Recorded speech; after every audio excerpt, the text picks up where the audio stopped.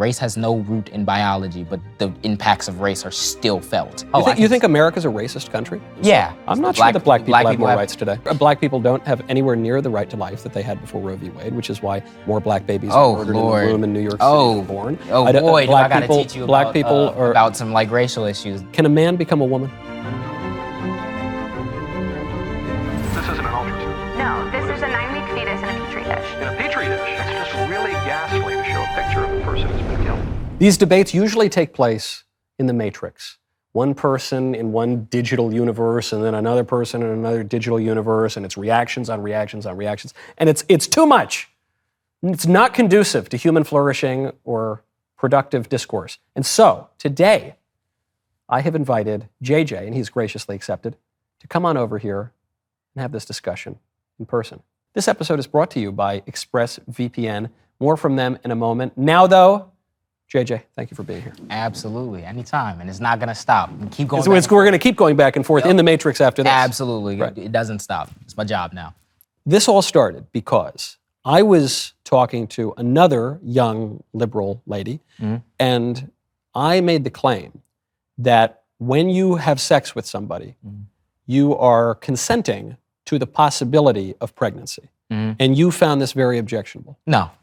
That was You nice, agree though. with that? No, yeah, I do agree that you're consenting to the possibility of pregnancy, but you said you're consenting to the possibility of pregnancy, and she agreed, and you said, well, if it's consent to the possibility, then it is consent to pregnancy. That's what I took the issue with, because I don't believe in any other scenario do we hold the concept of consenting to an action means that you're consenting to every feasible outcome of that action. But the possibility of pregnancy, the only end of that is pregnancy. I'm not saying the possibility of pregnancy or this or that or some other thing. I'm saying the possibility that this action will result in a pregnancy would, I don't understand what the distinction would be. What do you mean only end of that?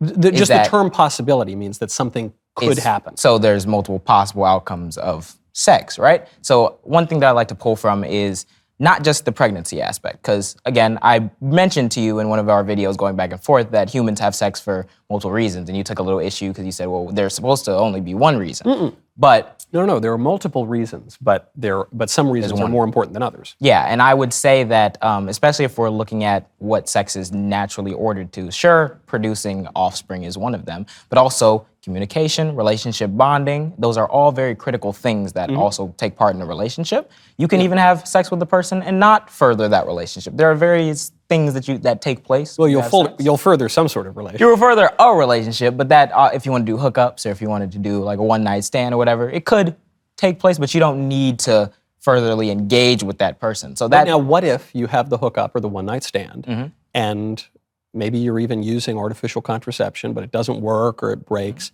and the girl gets pregnant?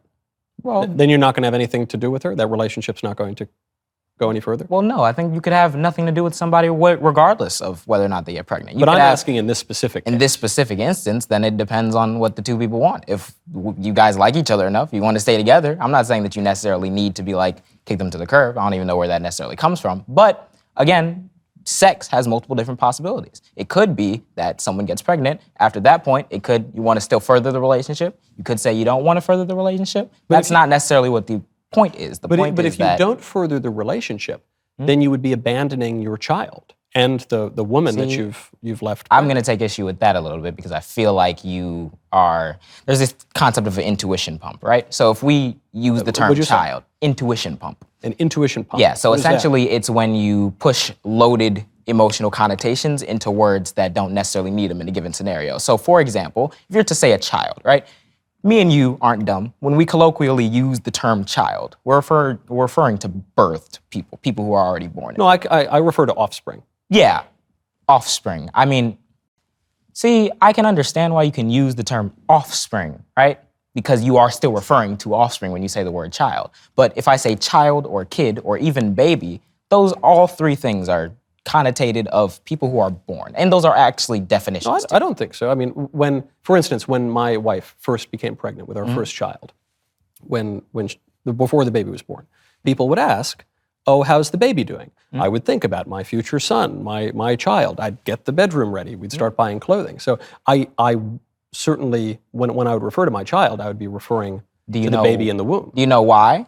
you were referring to it as a child? because it's my child. Yeah, I mean, yeah, but also you were under the impression that that child was going to be born, correct? When people ask, how's the baby doing? And that also works the other way, because a lot of times you can say it's impolite to ask necessarily if you don't know someone's pregnant. Well, you don't want to call someone fat. Yeah, you don't want to call someone fat, but you also don't want to assume that like either everything is just peachy or that they want to keep that pregnancy. Well, I want to assume that someone is not going to murder her child. I do make That you're factually wrong on that, because murder is a specific legal definition. You could say it should be murder, but if you're going to assume that they're going to murder their child, that is assuming that the killing is unlawful. And that's also assuming that abortion is... It is unlawful because it is to not your merely... moral law maybe, but not law. I don't know what law you're talking about, which abortion is... The natural law and the moral law from which we derive the civil and What do positive you mean law. natural law and moral law? I mean laws that are true for all people at all times. So we have certain civil laws and positive laws. You know, the state of Louisiana might have a different kind of traffic law than the state of New York. But there are certain laws, like it is wrong to commit murder, that are true for all people at all times. Yes. And so the way that we get our civil law and our positive law is in part by deducing certain conclusions from the moral and natural. Yeah, but you're also shoehorning in the legal term while trying to define why it's wrong for like everybody. Well, no, murder has been understood to be wrong since. Yeah, no, what I mean by that is that the term murder is the unlawful killing of a person, right? But if someone kills somebody in self-defense, that's not an unlawful killing. It's still killing. Yeah, it wouldn't be murder, right? So you can't say that necessarily like, oh, it is murder, when it isn't, because the killing in this instance, the termination of the pregnancy, which would entail the death of the fetus, is lawful. So it's not an unlawful killing. No. It's not. Oh, because you believe that it shouldn't be lawful, or you believe that it we have a difference of opinion here. You say that it is lawful. No, I'm saying that's it the is fact. not That's the reality opinion, though. Well, no, that's a fact. That's not even an opinion. It is lawful. What do you think an opinion is? Opinion is something that's subjective, up to your interpretation. So on the books, the law is that abortion is not murder. So if you say abortion is murder, you are factually incorrect. So before we get back to abortion for a second, I think you're mistaken about the meaning of the word opinion, because you seem to be conflating an opinion with a preference. Do you understand the distinction between the two? There is a distinction between the two, but that's not the connotation which I was using. Well, you were saying an opinion is subjective, right? In the way that a preference is subjective. You know, I like vanilla more than chocolate. That would be a preference. That's not what an opinion is. An opinion is when you make a statement of fact from your perspective. So here's how I would show you an example. That gets into the whole like alternative fact realm. You can make a proclamation about what you perceive the world around you to be, and that can be your opinion, but there's a specific distinction between opinion and a fact. Now you can say that like a preference and an opinion are similar in that they're both subjective, but that doesn't mean that necessarily they are the same thing. They're not both subjective, because a preference can't be wrong, whereas an opinion can be wrong. So for instance, I can say, I think that the moon is made of green cheese. It is my opinion that the moon is made of green cheese. That is my opinion, but it's wrong. I could also say that I think the sun is shining outside today. And that would also be my opinion, but it would be correct. So some opinions can be correct and some can be wrong, because they're statements of fact from your perspective. No, some opinions can be correct and some opinions can be wrong because of the underlying data and the underlying evidence that is to the reality to which they refer. Yeah. So you can say that it is your opinion that the sun is shining, and that's also an opinion that is based off of the fact that the sun gives off light. But you could also say it's my opinion that that the moon is made out of cheese, but there's literally no evidence to back that up. So exactly. I think reducing it, I think reducing it down to a preference versus an opinion is kind of trying to misconstrue the words there. No, because I could have a preference. You know, I could say, I like cigars, which I do, and you don't like cigars. And that's my preference, and that's your preference. Neither of those is wrong. They're just our tastes. And de gustibus non disputandum est, as we say. But I could say a cigar is made of tobacco, and you could say a cigar is made of green cheese. And I would be right and you would be wrong. But that's not a statement of fact from your perspective. That's what you believe to be a fact, which is what an opinion is. So you can't say... that is a statement of fact. Yeah, so if I have a preference of what type of cigar, whatever, those two things cannot be wrong. But if you're saying an opinion is really a statement of fact from your perspective... That's what you just said, too. That's what you believe to be a fact. It's not a fact. So that's what I'm saying. If you get into this realm where it's like a fact is entirely dependent on what you perceive it is, that inherently means that one person cannot have a wrong opinion, but you said that one person can have a wrong opinion. It's not that the fact relies upon my perception. It's that my perception can Of the accurately or inaccurately describe the fact. So I could say this is a glass of seltzer. I think this is a glass of seltzer.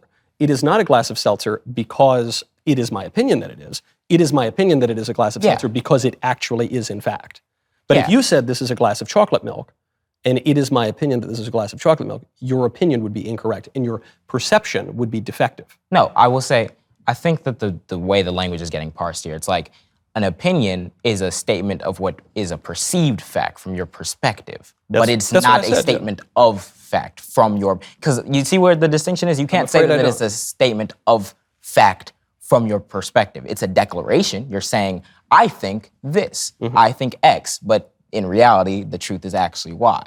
So if you're saying, That would be it's a incorrect, statement, then. yeah, but if you're saying it's a statement of fact from my perspective, if I say, I think X, it's a fact that you think X, but that's as far as it can go. It's not really a fact from your perspective. So we can't. I feel like the reason why I'm making the distinction here is because it's kind of like putting my subjective opinion on the same level as because it's like, oh, you can't say that I'm wrong because it's a fact from my perspective. That's kind of, maybe I'm reading into what you're saying wrong, but that's kind of the vibe I get. I get the alternative fact vibe where it's like, I'm not sure what vibe that is. that's I don't know that's what the that that's the that's the Trumpist vibe, the thing that I'm getting, where it's like you can see people in a crowd and be like, well, it's my opinion that I had the biggest inauguration size of all time, and that's just an alternative fact because it's from my perspective. Well, if but you count, in if you count reality, digital audience, he actually did, but that's a topic for another time. digital audience is crazy. So- Yeah, I don't think Obama was pulling too much on the live stream forums in 2008. He probably wasn't. Yeah. So exactly. That's why such a statement would be true too. But I guess the reason it's important to clear this up is because we have a disagreement here over whether a baby in the womb is morally significant in the way that you and I are morally significant. And we have a disagreement. You say, I think that no, actually what you're saying is it is simply a fact that the baby's not a baby. And I'm saying it is my opinion that the baby is a baby. Then that's it. No, I So we have a wasn't saying difference that. of opinion, but at most, one of us is going to be right. No, my statement of fact was that abortion wasn't murder because But that the legal would term. but that would presuppose that the baby is not a baby. If the baby is a baby, then abortion would be murder, right? Because you'd be unlawfully killing a person. Well, no, because again, when you say the word unlawfully, you're talking about your moral. No, I'm speaking of the objective moral. Yeah, and the law in the United States is that abortion is not murder. If they overruled it and said, yes, now abortion is murder, then it would be murder. But you can't say abortion is murder because it's unlawfully killing a baby or a person or whatever when it is lawful. In many states, abortion is substantially or entirely illegal, according to even the civil positive. Yeah, so at the best, you can have it is kind of sometimes murder, depending on the state. But then further, you don't have caveats in that statement. You say it is murder.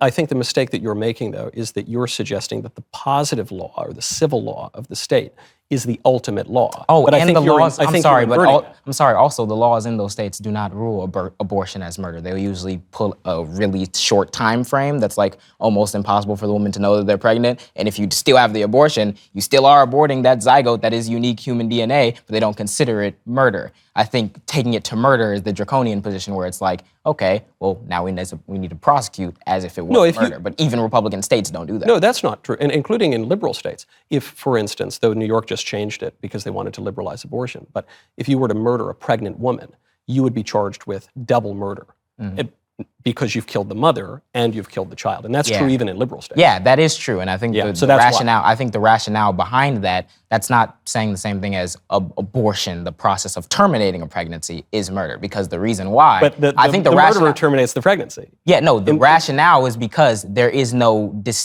you can't predict whether or not a woman is going to bring a pregnancy to term. So if you have a pregnant woman and you kill, think of it from a legal sense. If you have a pregnant woman and I kill you, and then I kill the woman, and then the baby dies too, or whatever, I get charged double because we don't know what was going to happen. We're under the impression that they were going to bring the pregnancy to term because it wouldn't really make sense to prosecute otherwise. But you're not, the murderer would not be charged with murdering the woman and violating her right to decide whether or not she wanted to take a pregnancy to term. What he's charged with is double murder. The reason why they're charged with double murder is because when you kill the mother or whatever, so that's what I'm saying. Abortion is a separate concept. But to be charged, because abortion this is an important abortion is the ability to terminate a pregnancy, right? So if you're killing somebody, terminate a pregnancy.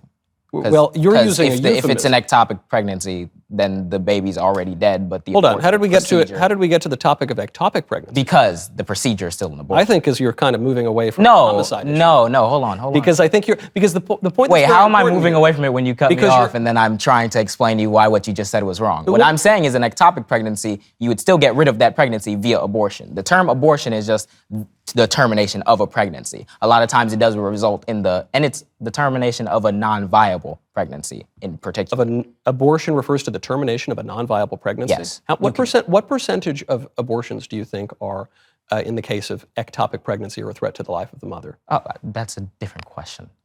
Because what I'm saying is the reason why I brought up far more than ectopic 99% of abortions are elective where the baby is viable. Yeah, no. So what you said what isn't- you don't understand isn't is the true. concept of viability. 80% of abortions take place in the first week, not the first week, the first You're saying trimester. viable of living outside of the mother's womb. Yes, that's what I'm saying. That's why. Got So it. the vast majority of the time, and But the baby would still be viable in as much as the baby would continue to develop and live, just like you. That's continue not. to grow But and live. again, you're mincing words because that's not what the term viability means. I'm just you're trying to get saying through the that it's euphemisms. You're saying that it's not euphemisms. It's literal words. I don't know what euphemism. Maybe I'm. What do you but know I'm what a saying, euphemism means? Yeah, I know what a euphemism means, What and I'm is not a using euphemism? one. But the thing is, What is I'm telling you. a euphemism is a word to try to paper over a harsh reality with language that would be less evocative and clear. Which is why I'm referring to a human being in the womb, and you're trying to refer to, say, a pregnancy or the product. Hold of a on, did I pregnancy, wait, a wait, viable hold fetus. on. I didn't say that the pregnancy or the fetus isn't a human being. It is. But Oh, I'm telling okay, you, good. I'm telling you. But then why that- won't you call it a human being?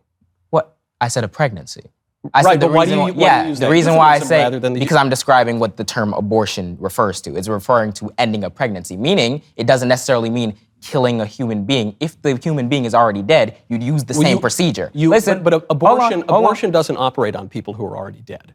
Abortion, you could. That's what I'm bringing up. Ectopic pregnancy. No, the threat of an ectopic pregnancy is the baby is continuing to grow and threatens the life of the mother. It's No, not that but the no. baby's already That dead. so if it's like develops cancer, if like the cells that are developing into the baby turn cancerous, or there's something where Well, the mother could develop cancer separately, which would be yeah, no, but I'm bioethical saying question in for terms like that where the baby is dead, or you have like a miscarriage or something like that. the issue of the ectopic process pregnancy is not the a death. process by It's not which a you death. terminate that pregnancy is still abortion. Abortion is simply referring to terminating a pregnancy of an unviable fetus, which means, or a non-viable fetus, which means that in the time in which it is terminated, it cannot survive outside the mother. That's the term abortion. Now you can say abortion could be used for killing a baby or everything, but that doesn't all it's change used but it doesn't change the fact that there are circumstances in which the baby's already dead, and that procedure is still called an abortion. So outlawing that procedure It isn't though. It is. Because you use That- the word that's terminate. What does consensus. the word terminate mean? end a pregnancy. Okay, and what is a pregnant? What do you mean by a pregnancy? The fetus is inside of the mother. And So if doing what? So the termination doing of a what? What's the viable threat? What do you mean? when you say you're going to end the pregnancy, by which you say you mean the fetus that is inside of the mother. Mm-hmm. But Oh, I don't mean ending the fetus that is inside the mother. I mean ending the process of pregnancy. and what is that process? The process is the continued growth of that pregnancy. Yes. Which is Yes, life. but That's even why it's if not dead that, but already. yes, even Yeah. if the baby is no longer growing or something, that's still a pregnancy because it's still inside the mother. The termination of a viable pregnancy is delivery or C-section. So I don't think you understand. So the termination of a non-viable pregnancy would be when the baby cannot live outside the mother, right? And you get an abortion, whatever. That's how you But you could terminate. do that. Or in if there 19 was, weeks. That's not an ectopic pregnancy. That could be just any time before the baby could live outside of the mother. yeah. You're okay. So, So we're no that's longer just talking about no. ectopic pregnancy. We're Yeah, no, I was never Okay. only like trying to make the point Got that it. I was getting ectopic pregnancy is the only. I'm saying the term abortion refers to terminating a pregnancy. That can be at any stage of the pregnancy.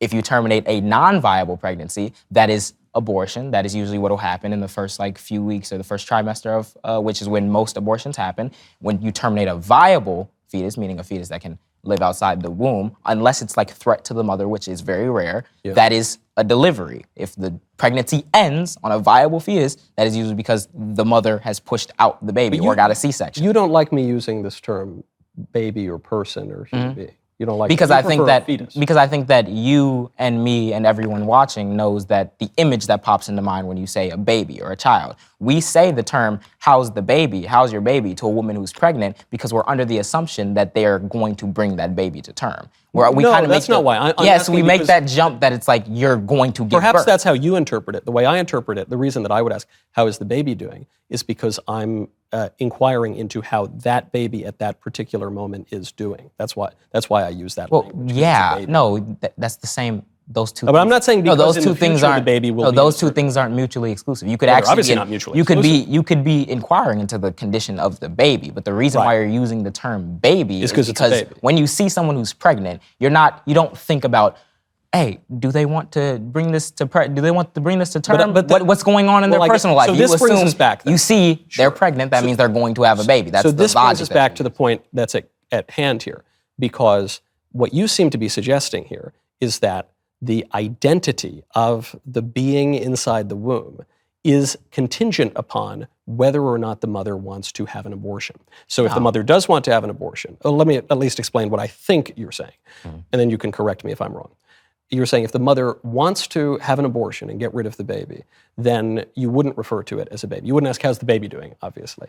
But if the mother wants to bring the baby to term and then raise the baby and send the baby off to college, then you would ask, how is the baby doing? Well, and the question of whether or not that baby is a baby depends upon the wishes of the mother as pertains to that baby. Is that what you're saying? Well, no. So what I'm saying is the language that you use, right? So when we're using the term baby, there's no point in which you're growing up through childhood and you stop and think, let me consider the complex natures of pregnancy and the way the mother, you just kind of assume, you see someone showing, they're gonna have a baby, how's the baby doing? And most times it's not offensive because usually if you're getting to the point where you're showing, you're probably gonna already carry the baby to term. But when we're talking about the fact that the vast majority of abortions happen within the first trimester, a lot of times you're not even showing. Majority now you don't are ask. medication, or drugs. Yeah, and at that point, you don't even really get the opportunity to ask, how's the baby doing? Because a lot of times you don't even know that somebody is pregnant, or they don't even know that they're pregnant, and then they get the thing. So it's like when you see somebody who is obviously pregnant, a lot of times they're further along, they're planning for a baby. So we make that jump, hey, how's the baby doing? Because we're under the assumption that, yeah, most people are gonna bring the baby to term. But if that so you're baby, gonna go. okay, so if the baby is a baby and you're gonna So call it a baby. if you asked somebody, hey, how's the baby doing? Then you'd listen to them. And if they're like, well, we're going through some stuff and I don't know, I'm looking into getting an abortion. If they get that close to you, I don't know. I don't relinquish that information like something close to me. But if they got close to you and they're like, yeah, I don't know, you'd probably be better off if you didn't like, oh, but your child, how's your child doing? But the child, because you know what that's invoking. Sure, okay, so let's leave it at baby. If you're granting that you see a pregnant woman, you say, hey, that's a baby. I'm acknowledging that thing is a baby. Then don't you necessarily have to conclude that it would be wrong to kill that baby through an abortion? Because you're saying it's a baby. Well, yeah, if you use that language. But you just said you would use that language. No, I'm saying, yeah, if you're saying, oh, how's the baby doing? And they're like, yeah, I'm gonna kill this baby. No, I'm You just see how asking the your language, opinion of it. Yeah, but I'm saying Assuming you support legal So abortion. you get two separate like things, right? So if you say, oh, how's the baby doing? And they're like, oh, I'm planning on murdering this baby. That's one thing. If you're saying, oh, how's the baby doing? It's like, well, I don't really know. I think I'm going through some stuff with the pregnancy. My doctors told me that XYZ is gonna happen, or I'm just not in a position right now. I think I'm gonna end my pregnancy. That's gonna be fine because most humans can understand. It's like, okay, this person doesn't have the. I didn't say. Oh, I thought you said funny. No, I wouldn't find that fine. Why wouldn't you find that fine? Well, because we both just agreed that whatever it is that is inside the mother's womb is a baby. We both agreed that we would. You just said baby, but fetus means No, offspring. I'm so it's saying you substantially the same. using baby. The reason why we colloquially use the term baby is because we make the assumption that they're going to give birth to that baby. It's a lot of times when we see someone pregnant, if they're obviously showing that they're pregnant, they're probably far along enough to where you can make the assumption they're going to give birth. But you wouldn't But say. if I was a medical professional, or if I'm talking about the concept of pregnancy or a term relating to that pregnancy, like abortion, I'd use the term fetus because we're talking in scientific terms now. There is no room for, we're not talking about, oh, what value are we going to assign to this kid? We need to give the mother like a time to actually decide what's going to happen. What does the word fetus mean? What does the word fetus mean? It's a stage of human development. Do you know the meaning of the word though? I don't know, like, what are you talking about? It's a Latin Yeah, oh, I thought okay. I don't know like the Latin origins. It means offspring. Yes. And? Yeah, so if I say that I have a teenager at home, that's offspring. If I say I have a child at home, that's offspring. If I say I have a baby at home, that's offspring. Yep. They're all say you have offspring, a and it's fetus. three. Yeah, fetus, offspring. You shouldn't kill any of them. 4 different stages of development. Yeah. Yeah, Right, but so of the so same, they of all the same thing. Yeah, but they all say they all mean offspring. If I use the Exactly, term, exactly. same thing with fetus. Yeah. Same thing with everything. And so it would be wrong. I'm not saying. Yeah, no, I'm not saying that. I'm not saying that using one word over the other means that it's not your offspring. Right. So It's still your we offspring. grant it's 4 stages of the same person. So it'd be wrong to murder your teenager. It'd be wrong to murder your child. It'd be wrong to murder your newborn infant, and it would be wrong to murder the fetus. Which Because if you murdered them, then that's unlawful killing. You keep using that word. You can say kill because you believe that it should be. Do you murder. think there's a moral law that exists separate from the positive laws of any given state? A moral law? Yeah. I believe morality exists. I don't believe that there's a moral creed that What we is morality? It's a tough question for me. I think morality to me is, well, I don't know, like kind of what we feel. I don't necessarily, because I think it's a little bit deeper than feeling. Kind of like our nature or our feeling of what's right and wrong. I think the way in which we ground that, I like to ground my morality in human well-being, and trying to like reduce as much harm as possible. But I don't, when it comes to like a specific definition, I don't know if you're looking for like a dictionary. No, I think you've gotten reasonably close. Though but the reason why you make a good point, which is you say, I think it's more than a feeling, which necessarily it must be. It must be reasonable. So if we are to know anything about morality at all, it's not just going to be from our feelings, which might change with our passions, but it would have to be through the use of our reason.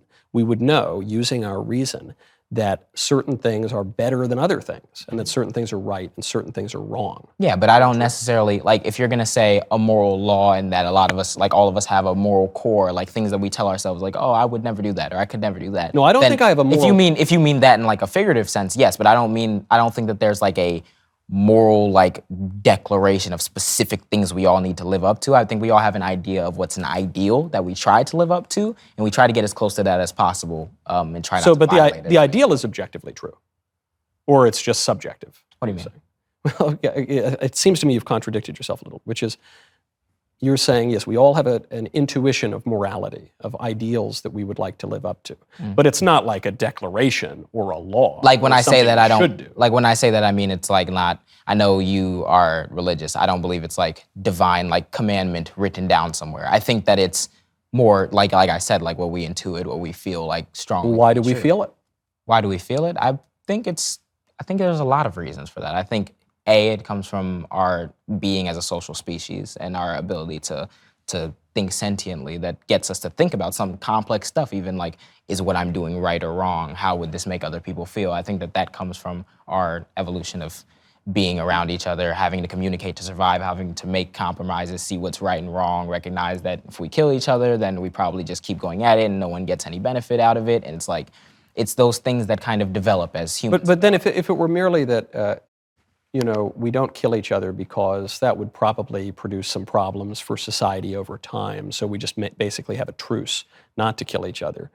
That wouldn't be then to say that it is wrong to kill someone, to commit murder. Yeah, because it would just say that we just kind of agree to not kill each other because it's... Yeah, I think that... So then this is crucial. You're not grasping at an ideal that you are intuiting using your reason. You're just kind of coming up with a concordat to live together. No, but I think that before there's a time where we can sit across from each other and discuss what the meaning of right and wrong is, I think that there's a time where there's these feelings that we have through our evolution and everything where it's like, cool, I don't want to kill this person, not just because it's gonna cause some problems down the line, but it's like we can recognize what loss is, we can recognize we don't want that to happen to us, and it'd probably be better as our species if we work together to accomplish things more than we fight, and then that same ideal gets put into words when we get more words to describe that, and we're like, okay, this is wrong. We don't agree, and I don't think that it's subjective in the sense that, oh, we could just decide what's right and wrong. I think it's objective, but that's only given that we all agree on the framework that we do all agree on, which is well-being. So but then it wouldn't be objective, it would be relative. It's objective it's objective given like a scope. So I don't think that you can go out and find morals in the ground. But I think if as a social species, could you deduce morals using your reason? Or do you even have a reason? Deduce morals using your reason? I think you can use your reason to understand and come to a more moral position, yeah. Okay. I don't think that you can I don't think it's like you make it up. But then there are certain things that you feel, and then you use your reason to. Yes. Get to the best conclusion. That is what I'm getting at when you keep saying that, well, because in certain states the positive civil law has a license for abortion, that therefore it's legal and there's no moral conundrum here. But what I'm pointing out is that sometimes the positive civil law is unjust compared to the objective moral law. This is something like Martin Luther King talked about a lot. That's again, you can't say that it's. Well, I mean, you can say that it's wrong according to the objective moral law, but according to my objective moral law, it's not wrong. I think you're wrong. If there is a distinction between your moral law and my moral law, then there can't be an objective moral law. You understand? No, because we can argue about what do you value, like human well-being. Oh yes, very much. And I assume that you value that because you come at the position of, oh, it's killing a person. We don't want to kill a person. That's a bad thing, right? No. Human well-being is much broader than just laws about murder. Yeah, no, I'm saying that's one of the things where it's not. If you track it all the way back, it can be at the end of the day, it is very not conducive to human well-being for us to kill each other. Or in your view, the killing like the innocent child, all the language that you put on. So it's like being murdered is not conducive to one's well-being. So I think that. If we're talking about abortion, you can stop there and say it's wrong to kill, therefore this is not. It's not always wrong to kill. Yeah, and I can take that, and I can say it's not always wrong to kill. Yeah, and I think that. But it's always wrong to commit murder. I think that which is why abortion is not. So it's always wrong to take innocent human life.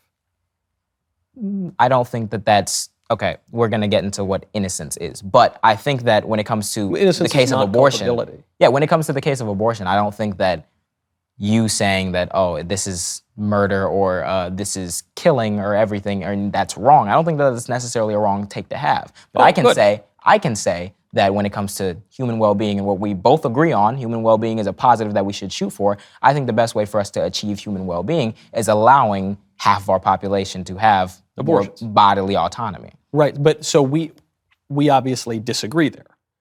So I'm saying it is conducive to well-being and objectively morally good not to kill babies in the womb.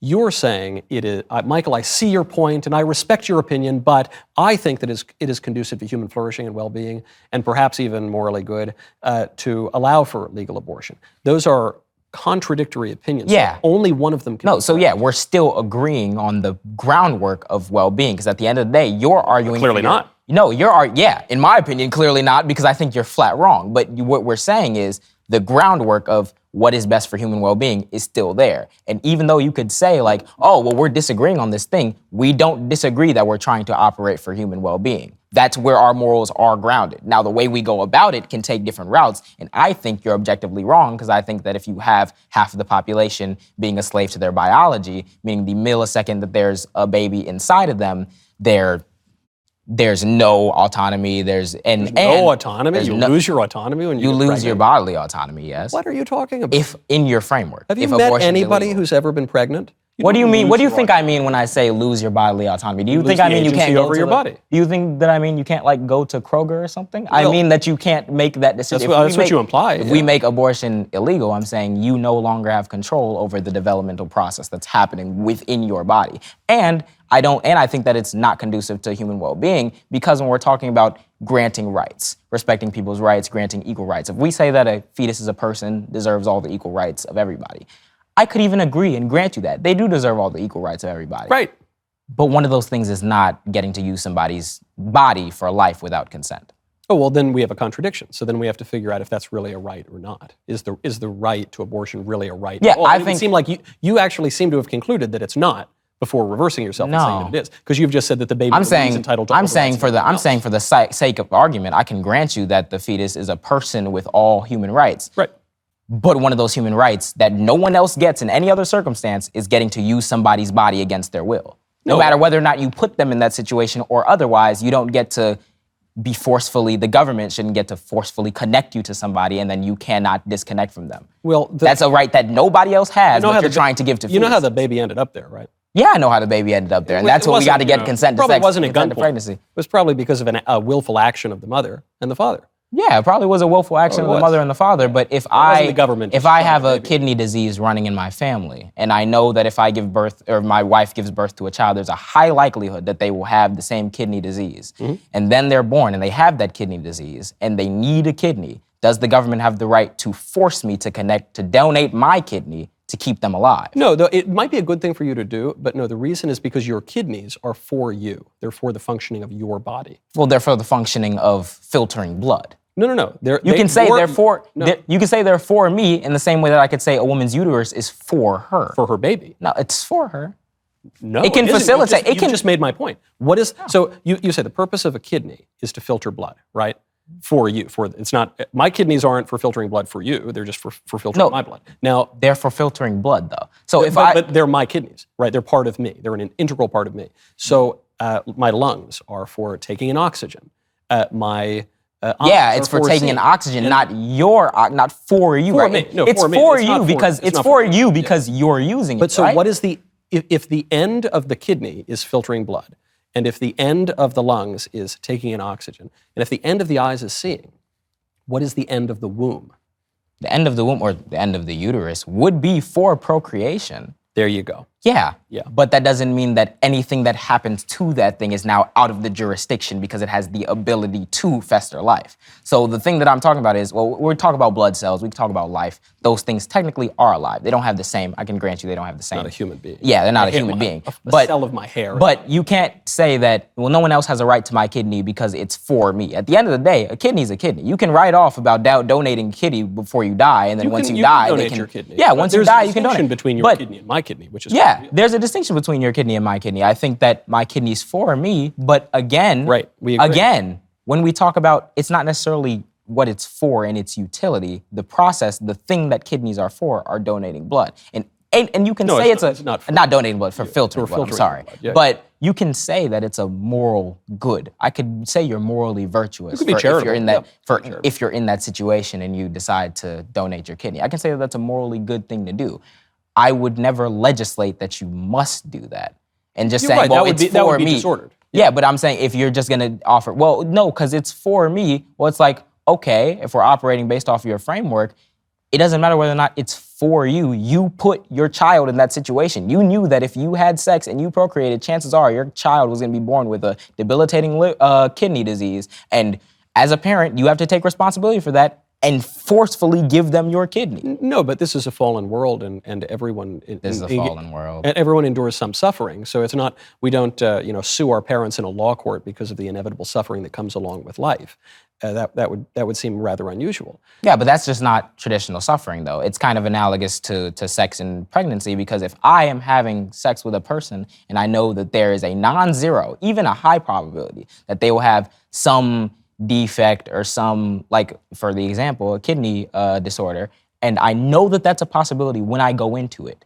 If we're saying that you know that getting pregnant is a possibility when you go into it, therefore, when the pregnancy happens, your uterus is their possession now, and you cannot It's control. not their possession, but it does what its natural end is. I mean, I think we've Yeah. arrived at something that's important here, which is that we know what things are largely by what they're for, right? That's the distinction between, like if I have a microphone here. Let's say I had a bigger microphone, though. I had like a rock star microphone.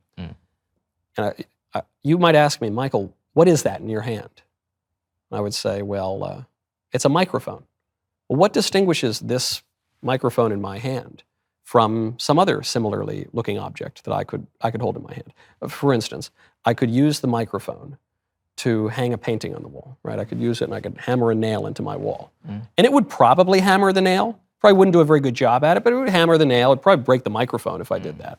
So I could use the microphone for that purpose, but it would be a better ordered. It would be a better use of the microphone to use it for amplifying sounds. Would you outlaw using it for hammering it into a wall? Well, not necessarily, but if it redounded in the murder of a child, I probably would. Oh, see, again, there's the intuition bump again, because now we're going to go back to the whole, it's not murder because it is lawful, and then you're going to say, because the moral law that you subscribe Which to, you agreed to. my moral law, that is not murder. No, but there can't, again, there Because, can't be again- multiple moral laws. We're just disagreeing over the moral law.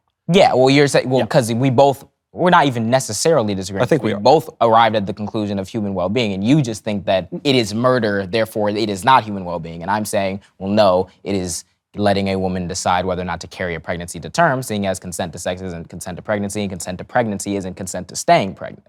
So I think giving them that option is conducive to well-being, and you think it's not because it's murder. So the well-being part is still there. You're just using the. I don't. So you keep coming back to this phrase well-being, which is quite interesting because it's a core aspect of ethics, going back many years now, going back to the Nicomachean Ethics of Aristotle, and it's good. We all want human flourishing. Eudaimonia is one way to call it. But you seem content to just leave it at that and say, well, we just disagree over the nature of well-being. But can't we dig in a little bit deeper? So if we say that morality is objective and we are simply perceiving it in different ways and we're having a disagreement, therefore, about the true nature of what is good for human beings, then can't we continue to interrogate that question? So I think you arrived at it, though you tried to jump off it very quickly, which is you said the baby in the womb is entitled to all the rights that everybody else has. Well, but the mother has the right to kill I said it. I'm going to grant you the argument that even if it is a person, it does not have, if you're going to say that it's a person, therefore it is endowed with all the rights of people, one of those rights is not to use somebody's body against them. So now we arrive at this issue of a contradiction. But going also How's that back, a contradiction? Well, because you just said that the baby has a right to all the right to the same rights that we have. Now, one of those would be the right to life. That would be the most basic right. But then you're saying, What do you mean by right to life? The right not to be murdered, let's say, in this case. The right not to be murdered. So let's say, that's all you mean when you say the right to life? In this instance, yeah. So basically. Okay, again, murder is a specific. Okay, so here. I thought we already granted here. No, because you can say that you disagree with killing from a moral standpoint in certain circumstances. That's completely fine.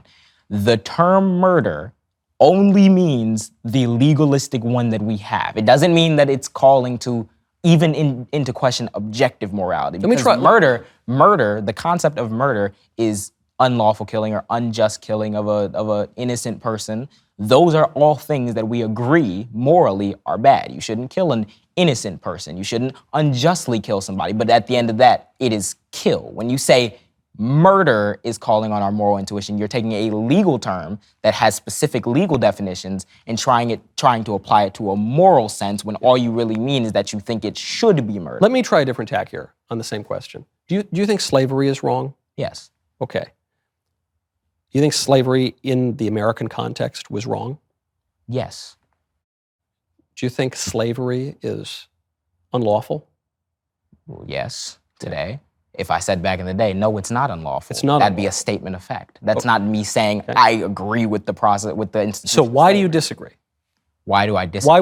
Why would you, if you were living in 1860 in some regions of the country, why would you say that slavery is wrong when it would also have been lawful by your understanding? Well, again, you can say that murder is wrong, but if I said that working for somebody is slavery, that would also be a wrong statement. You can say slavery is wrong, but I can't say this one aspect of like working is slavery. So what I mean by that is, if I say that murder is wrong, that's a true statement, cool. But if I say abortion is murder, you're just trying to get it to, well, therefore abortion is wrong. The reason but you have to prove that abortion is murder. The way you would make and that, it's not. The way you would argue that is you would say that the baby in the womb that you're calling a fetus or embryo. On top of that, I'm sorry. But hold on, we don't merely legislate on morality. So even if you think that abortion is immoral, that is different from what should be legal. All laws derive from the moral law. But that's cap. but we'll get to that in That's a second. a nice one. But this is really important. The argument that abortion is murder rests on whether or not the baby is a baby. So I'm saying the baby is a baby, you're saying the baby's not a baby, in exactly the same way that the injustice of slavery rests entirely upon whether or not the black person is a person or not a person. Well, no, because then it would be whether or not the fetus is a person, correct, not a baby. Right. But even then, exactly. Wait, I'm sorry, because I'm going to need you to repeat what you said after, but you just casually slipped in there that all law comes from the moral law. Right, because what is law? So, question. Speed limits. do you have like a strict moral position on like what a given speed limit should be? Yes, a speed limit would be arrived at as a matter of prudence, which is a cardinal virtue for the well-being of the traveler and also the safety of the people around him. Okay, right? so those would be moral considerations. So is driving 40 miles an hour in a 35 immoral? It's probably not too imprudent. It's probably not too reckless. And therefore not too unjust. I wouldn't say there's any moral value in driving 40 in a 35. And the reason why I say that is well, it's disobedient to the civil authority. When you go a certain threshold over a speed limit, say you're going like 20 over, and say it's a school zone, you can say that's immoral because you're seriously endangering people, right? But when you're talking about what we have is law in our society, driving 40 in a 35 will get you no moral condemnation, nor should it. Because well, it could get you a speeding ticket, though. Because there are different degrees of stuff, so you can't. And then something like it might be less morally significant than criminally speeding in a school zone, but it would still have the way you would arrive at the speed limit would be through moral debate and moral deliberation. Yeah, you could talk about moral debate and moral deliberation. That's all I'm for saying. Developing like the threshold of. Yeah, that's what I'm saying. Even if you take the speed limit example, and you can say, okay, well, at this threshold, it's not immoral, and at this threshold, it is immoral. That's what a speed limit is. Yeah, you could do that same thing with anything, with abortion. But you might be right or wrong. Yeah, some laws might be unjust. I'm sorry, like, what do you mean by that? I mean, like, for instance, when the abolitionists came around in the 19th century, they said it is legal, according to the positive civil law, for white men to enslave certain black men. But according to the higher law, that is deeply unjust. Wait, hold on. That's a contradiction. If all law comes from the moral law, then how did slavery becoming legal even happen? Because this is a fallen world and people use... Because this is a fallen world. And because people have sometimes defective reason, defective wills, so they sometimes legislate evil things. No, so when you say, like abortion. When you say that law or all law comes from the moral law, moral law is objective, and then you say, well, slavery was a legal process, but you believe that that's wrong. Now you're saying... Because our reason and our wills are imperfect. Yeah, but I'm saying, you're saying that if all law comes from moral law, right, you could just be wrong about abortion, about your stance on abortion, right? Right, that's why there's a mismatch. So you're saying that abortion is murder, and murder is always wrong because it comes from the objective moral law. Yeah. But there are other things that come from objective moral law that we wouldn't say, or we should say in its application, no, it doesn't, because how would slavery come from an objective moral law? Because of the defect of the intellect and the will of the people who legislated it, which is why after comparing the clearly defective positive law with the objective moral law, which we can do through our conscience and our reason, we realized that there was a mismatch here and that the civil positive law was unjust. That's why we got... So you're saying the natural state of like our having moral law is that slavery is wrong, but it's our reasoning that twisted it and made it so it was correct. No, it's that this is a fallen world with defects in our intellect. What do you mean by fallen world? I mean, it's not perfect. Was it ever perfect? Well, before the fall, yeah. So that's a religious concept. Yeah, but what is religion?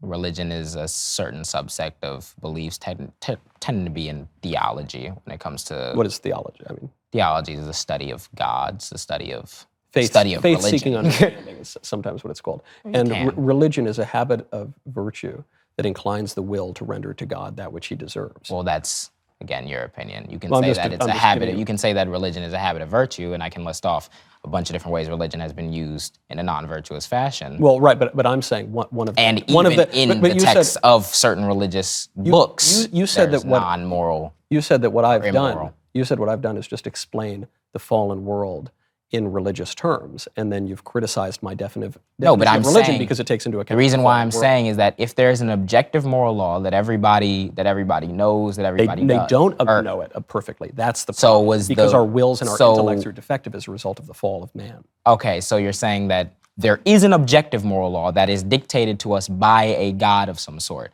Yeah, and it's knowable through reason. Yeah, and it's knowable, but we've been fallen, and therefore we don't know the moral law. Without substantiating... No, we do have a reasonable degree of certainty about certain things. If you get 100 people in the room, At least 99 of them are going to agree that murder is wrong. But we don't possess perfect intellect and perfect will. The thing is, the reason why I don't subscribe to that is because there is no demonstration, there is no substantiating that any of that even happened that led to a fallen moral world, and that's why we're here today. What do you mean by that? When I say that there's no demonstration, I mean religion is a unfalsifiable concept, in that It's falsified. You could try to make an argument. You can't falsify because we have no way of even measuring a supernatural phenomenon, because we have no way to even develop a criteria by which we measure supernatural. Well, we can know that there are, for instance. You can believe. Well, but I guess this gets back to what we were talking about earlier, right? I can believe and I can think things and I can have opinions that are my perception of reality, and they can be more or less correct. But when it comes to religion, say, the question is, does God exist or does God not exist? And it seems to me there are many very good arguments for the existence of God. It would seem to me that there are many very good arguments against the existence I've never of God. seen a good one. Well, that doesn't mean that there aren't any. Well, I thought I've looked for them. I haven't found them. I'm not sure how confident I am that you've looked for them. I've seen some of your stuff. I was an reacting to atheist for certain 10 people. years. I've seen some of your stuff reacting to certain people, how you portray their argument off. Again, and it's completely fine to voice or frame an argument in a particular way if it goes against something that you deeply hold. But the reason why I don't develop I don't understand what you mean by that. You think it's fine for me to... You're saying that I've articulated a view that you find wrong, but you think it's fine for me to articulate a wrong view? I'm saying that I think that it's I won't say fine. I said I think that it's understandable, which I should say, that you would couch certain arguments. Yeah, but no, but that you'd couch certain arguments that disagree with your religion in a negative light or whatever, because I don't think that you've genuinely, honestly gone and searched some good arguments for and against religion. JJ, I was an atheist for 10 years. I was a pretty ardent atheist for 10 years. I was quite taken with people like, Richard Dawkins, Daniel Dennett, Christopher Hitchens, Sam Harris, and more serious atheists too, like Bertrand Russell, one of the great logicians of the 20th century. I believe that your reasoning in this fallen world has been clouded. It clearly was, because I was taken by the atheists for 10 years. After you went back, or after you went away from atheism. Right. Well, that's a whole other meta conversation. It's pretty important because, ultimately, these questions are going to rest on, ultimately they're going to come down to whether or not God exists, because really basic aspects of how we're even speaking here will come down to that. How is it possible? It can come down to that, but again, you have no way of demonstrating that a God exists, that there are many good arguments for God. There's many good arguments. You have no demonstration of whether or not a God exists, what their moral code is, if your God is the correct God, if your God is the only option over other... Yeah, according to you. But I happen to be correct. Yeah, according to you. So again, what I'm saying is, if we're going to derive our sense of morality from an unfalsifiable claim, which again, you did do in our video when you said that consenting to being in a bar is by default consenting to being drunk because near instances of sin, which is... the near occasion of sin. This is a really important point. The near occasion of sin, because it gets to what we're talking about, which is that in a fallen world, we have defects of our intellect and our will. So we're not perfectly free all the time. But think about Hunter Biden. We'll get to the morality of Hunter Biden, sleeping with the 50th hooker of the week. How did Hunter Biden come to sleep with the 50th hooker of the week and film himself doing it? Well, he probably went on a long bender, and he probably drank a lot, and he probably smoked a little bit of crack, and he was probably half out of his mind by the time he called up the hooker and then slept with the hooker. At what point would you say he consented to those sorts of acts? I don't really believe in adequate consent when you're under the influence, but... Bingo. So I want to continue that in 1 second. First, though, when you want to protect your data, you've got to go to expressvpn.com/MichaelYT. As you know, there are a lot of people who want to look at what you are doing online. The government, the ISPs, the big tech companies, they all are digging into your stuff, and so you should use the #1 rated VPN on the market, not just according to me, but according to a number of outlets and authorities as well. That would be ExpressVPN. Head on over there right now. We've got all sorts of great deals and promos if you are a listener and a viewer of this show. Do not wait. Well, actually, you can wait. You can wait until the end of my conversation with JJ. But then you got to go immediately over to ExpressVPN/Michael, letter Y, letter T. That is expressvpn.com/Michael, YT today. Head on over there momentarily after I finish this point with JJ. As we were saying. I don't really believe in consenting when you're properly under the influence. Bingo. That's great. So why not? Because I don't believe that you are fully within your, I want to say like within your mind, because if you're doing all the stuff that Hunter Biden has allegedly done, then you're probably out of your mind, but you're not fully in a state in which you can give consent. You're not in full command of your intellect and your will, is what you're saying, which is true. Any of your faculties. Or any of your faculties, right. Your bladder probably at that point too. So that is a great description of the near occasion of sin, which is that we can do things that compromise our will and our intellect and lead us more into temptation, such that by the time that we're ready to call up that hooker on the Hunter Biden hotline, we've already so compromised our will and our intellect that we have very little control over ourselves. That's insane. And the reason why you just said it. No, but the reason why it's insane. No, I didn't say the part about, by the time we have so little control of ourselves that being in a bar means that if they can't consent, then how is the act of simply being in a bar? Yeah, no, I'm saying if they can't consent, then how is it that they are consenting by simply being in a bar? What you said in the video was that because of the near occasion of sin, by the time you go to the bar and it's a Friday night or whatever, you're beginning the process of consenting to being drunk. For me, it's not that dangerous because I'm not an alcoholic. For all my many sins, that's not one of mine.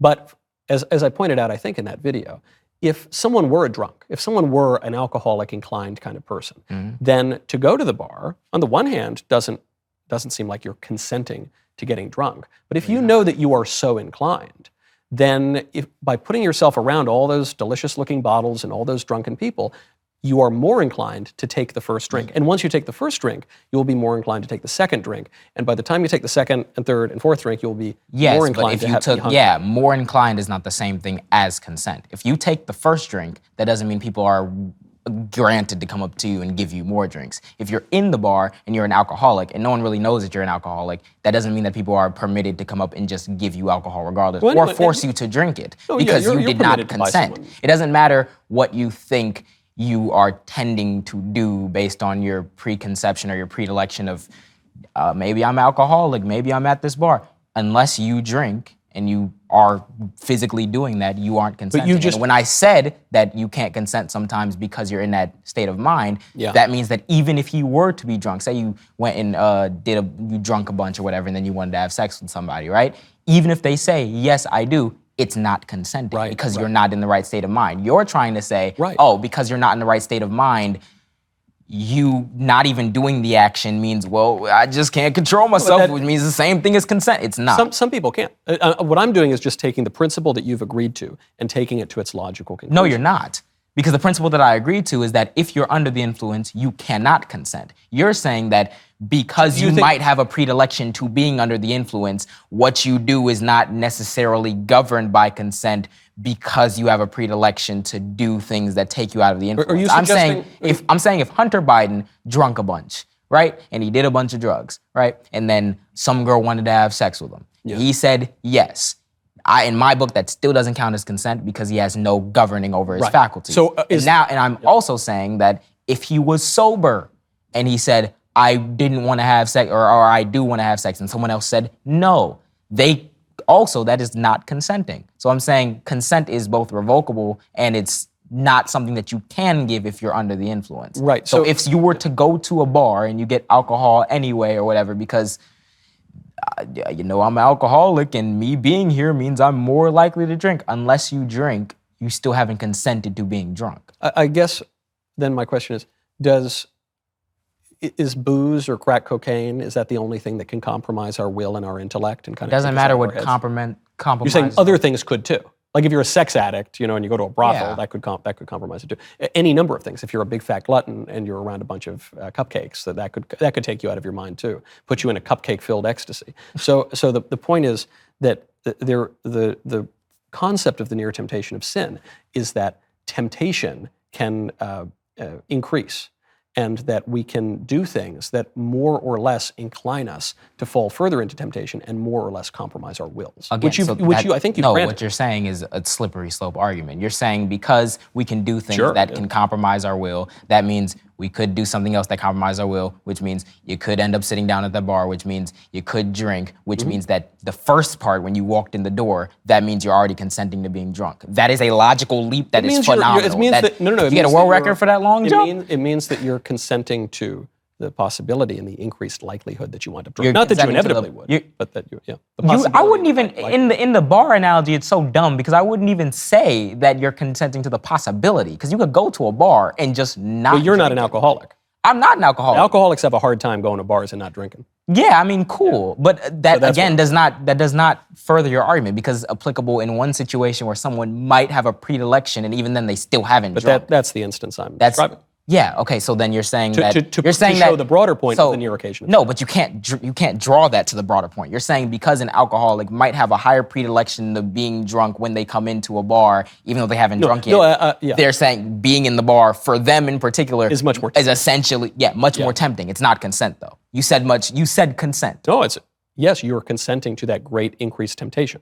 So you're consenting to a possibility, but That's you're not precisely what I consenting to said, yeah. being drunk? Yes, you're consenting to the possibility. That's precisely the what I point. said. No, but you were saying it beforehand. And that- then you therefore incur some culpability for it by placing yourself in the near occasion of sin. So by being in a bar, okay, so again, I don't think you understand what consent is, but What do you think consent is? so consent is giving the okay, being willing to partake in an action. Right. Not only just saying yes, but also being enthusiastic. Not saying that you have to be like, yes, I'm so ready. And so but like what- having a will about it where you're like, I want to actually actively participate in this thing. So if you're telling me that the process of being in a bar in itself means that you're consenting to, and keep in mind, because if we're gonna draw this back Well, to not for me, pregnancy. but for the drunk, Keep in yeah. mind, we're drawing this back to pregnancy. So it's not just like this one outcome, because you could consent to sex, but you don't have to consent to a relationship, or you don't have to consent to like engaging with each other past that point. You consent to sex.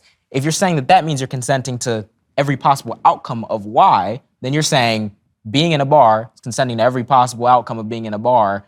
So again, what is the problem if you're in a bar and someone comes and shoves tequila down your throat? So you're saying consent is a matter of willing, right? That's what you just said. Partially, yes. Okay. So like, And so how does one will? Will presupposes thought, right? Intellect.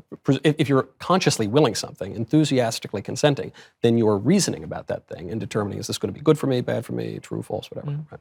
Okay. So to consent, you need to have reasonably solid faculties of will, which presupposes a reasonably solid faculty of and if you reason. don't have reasonably solid faculties, then it's not consent. That's the thing. So That's why if animals you're in a can't bar and you Right. don't have reason and you don't have your faculties about you, you drinking or you being in the bar still isn't consenting. And to we're, being drunk. when we are in the proximity of sin, when we're in the throes of lust or gluttony or whatever. Well, first of all, again, I don't want to bring us all the way back to a meta-ethical conversation, but you would need to even substantiate that sin is a real thing that exists and that is and it's the sin that you believe in. It's the actions that you believe in that are sin and not any other religions. You need to deduce that via reason and evidence. And then after you establish that, could you only then say that being in near instances of sin is, but you don't even make that logical. Do you think that some progression, things you are just- better or worse than other things?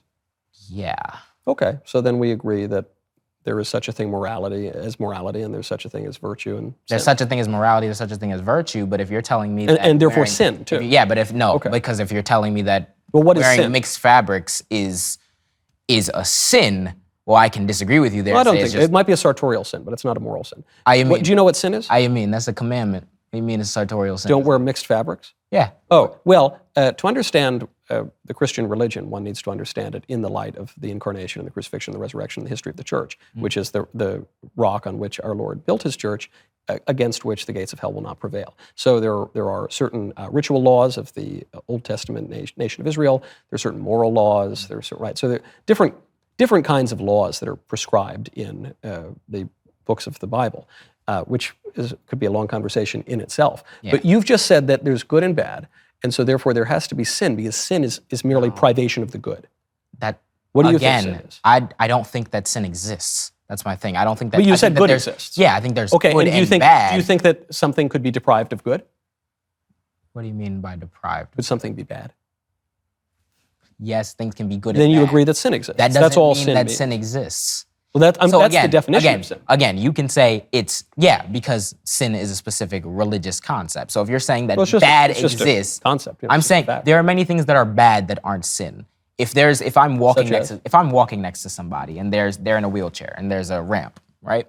And I could go up the stairs that's right next to them, but I choose to run in front of them and go up the ramp. That's not a sin. I can look at someone who does that and be like, you're able-bodied, the stairs are right there. You didn't have to cut the person in line and go run up the ramp, and they obviously need the ramp to be used right now. You could have walked up the stairs. That's not sin. That's just a bad thing. If I lie, it's sinful to injure a disabled person. how is that injuring? I said walking up the stairs in front of them. Well, you cut them off. Yeah. That's what you're saying. I don't mean cut them off as in like push them out the way. I'm just saying just like walk if you in guys front of them and- you could just cut around them, go up the what's stairs, wrong and with you that? didn't need What's to wrong go with up the ramp. But That's all I'm saying. you're not inconveniencing them. You just said you're not injuring them at all. Yeah.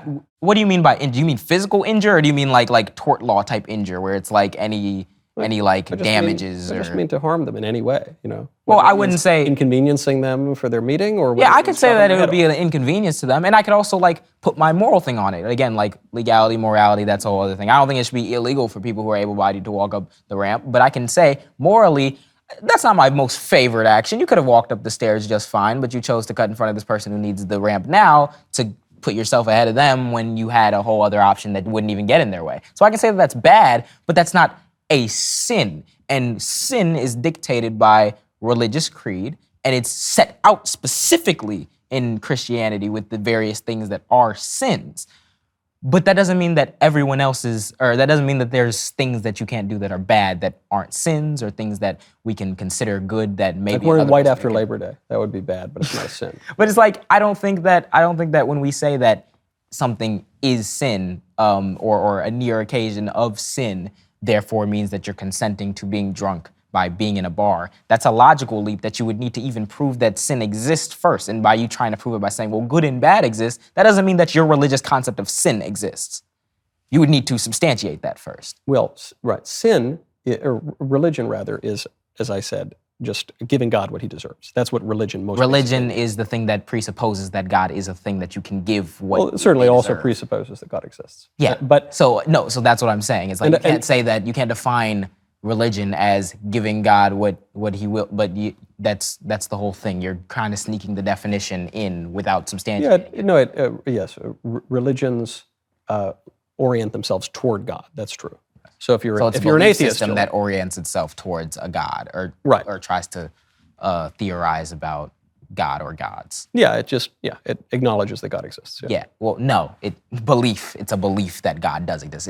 Yes, you it's see a- what I it's mean a- there? it's a true opinion. I know that you see what I mean there, because I know you're a smart guy. So I know that like your rhetorical strategies can be on point. But the thing is, if you're saying Why do you that, think they're on point? I think it's on point because a lot of people who are watching this who might not like me or might not be Maybe they too do like you. versed, or maybe they do, but a lot of them who might not be too versed on like rhetorical strategies can see, because they believe it's like, yeah, it's just acknowledging that God Why do you exists. think my But rhetoric is persuasive in this case? I think that is it perhaps because it's well reasoned. No, it's not at all. I think it's then why because is of it the way not that you say things. If you would let me finish explaining Sure. why I think it's on point. I think because when you just said it right there, you said it's acknowledging that God exists, right? Yeah.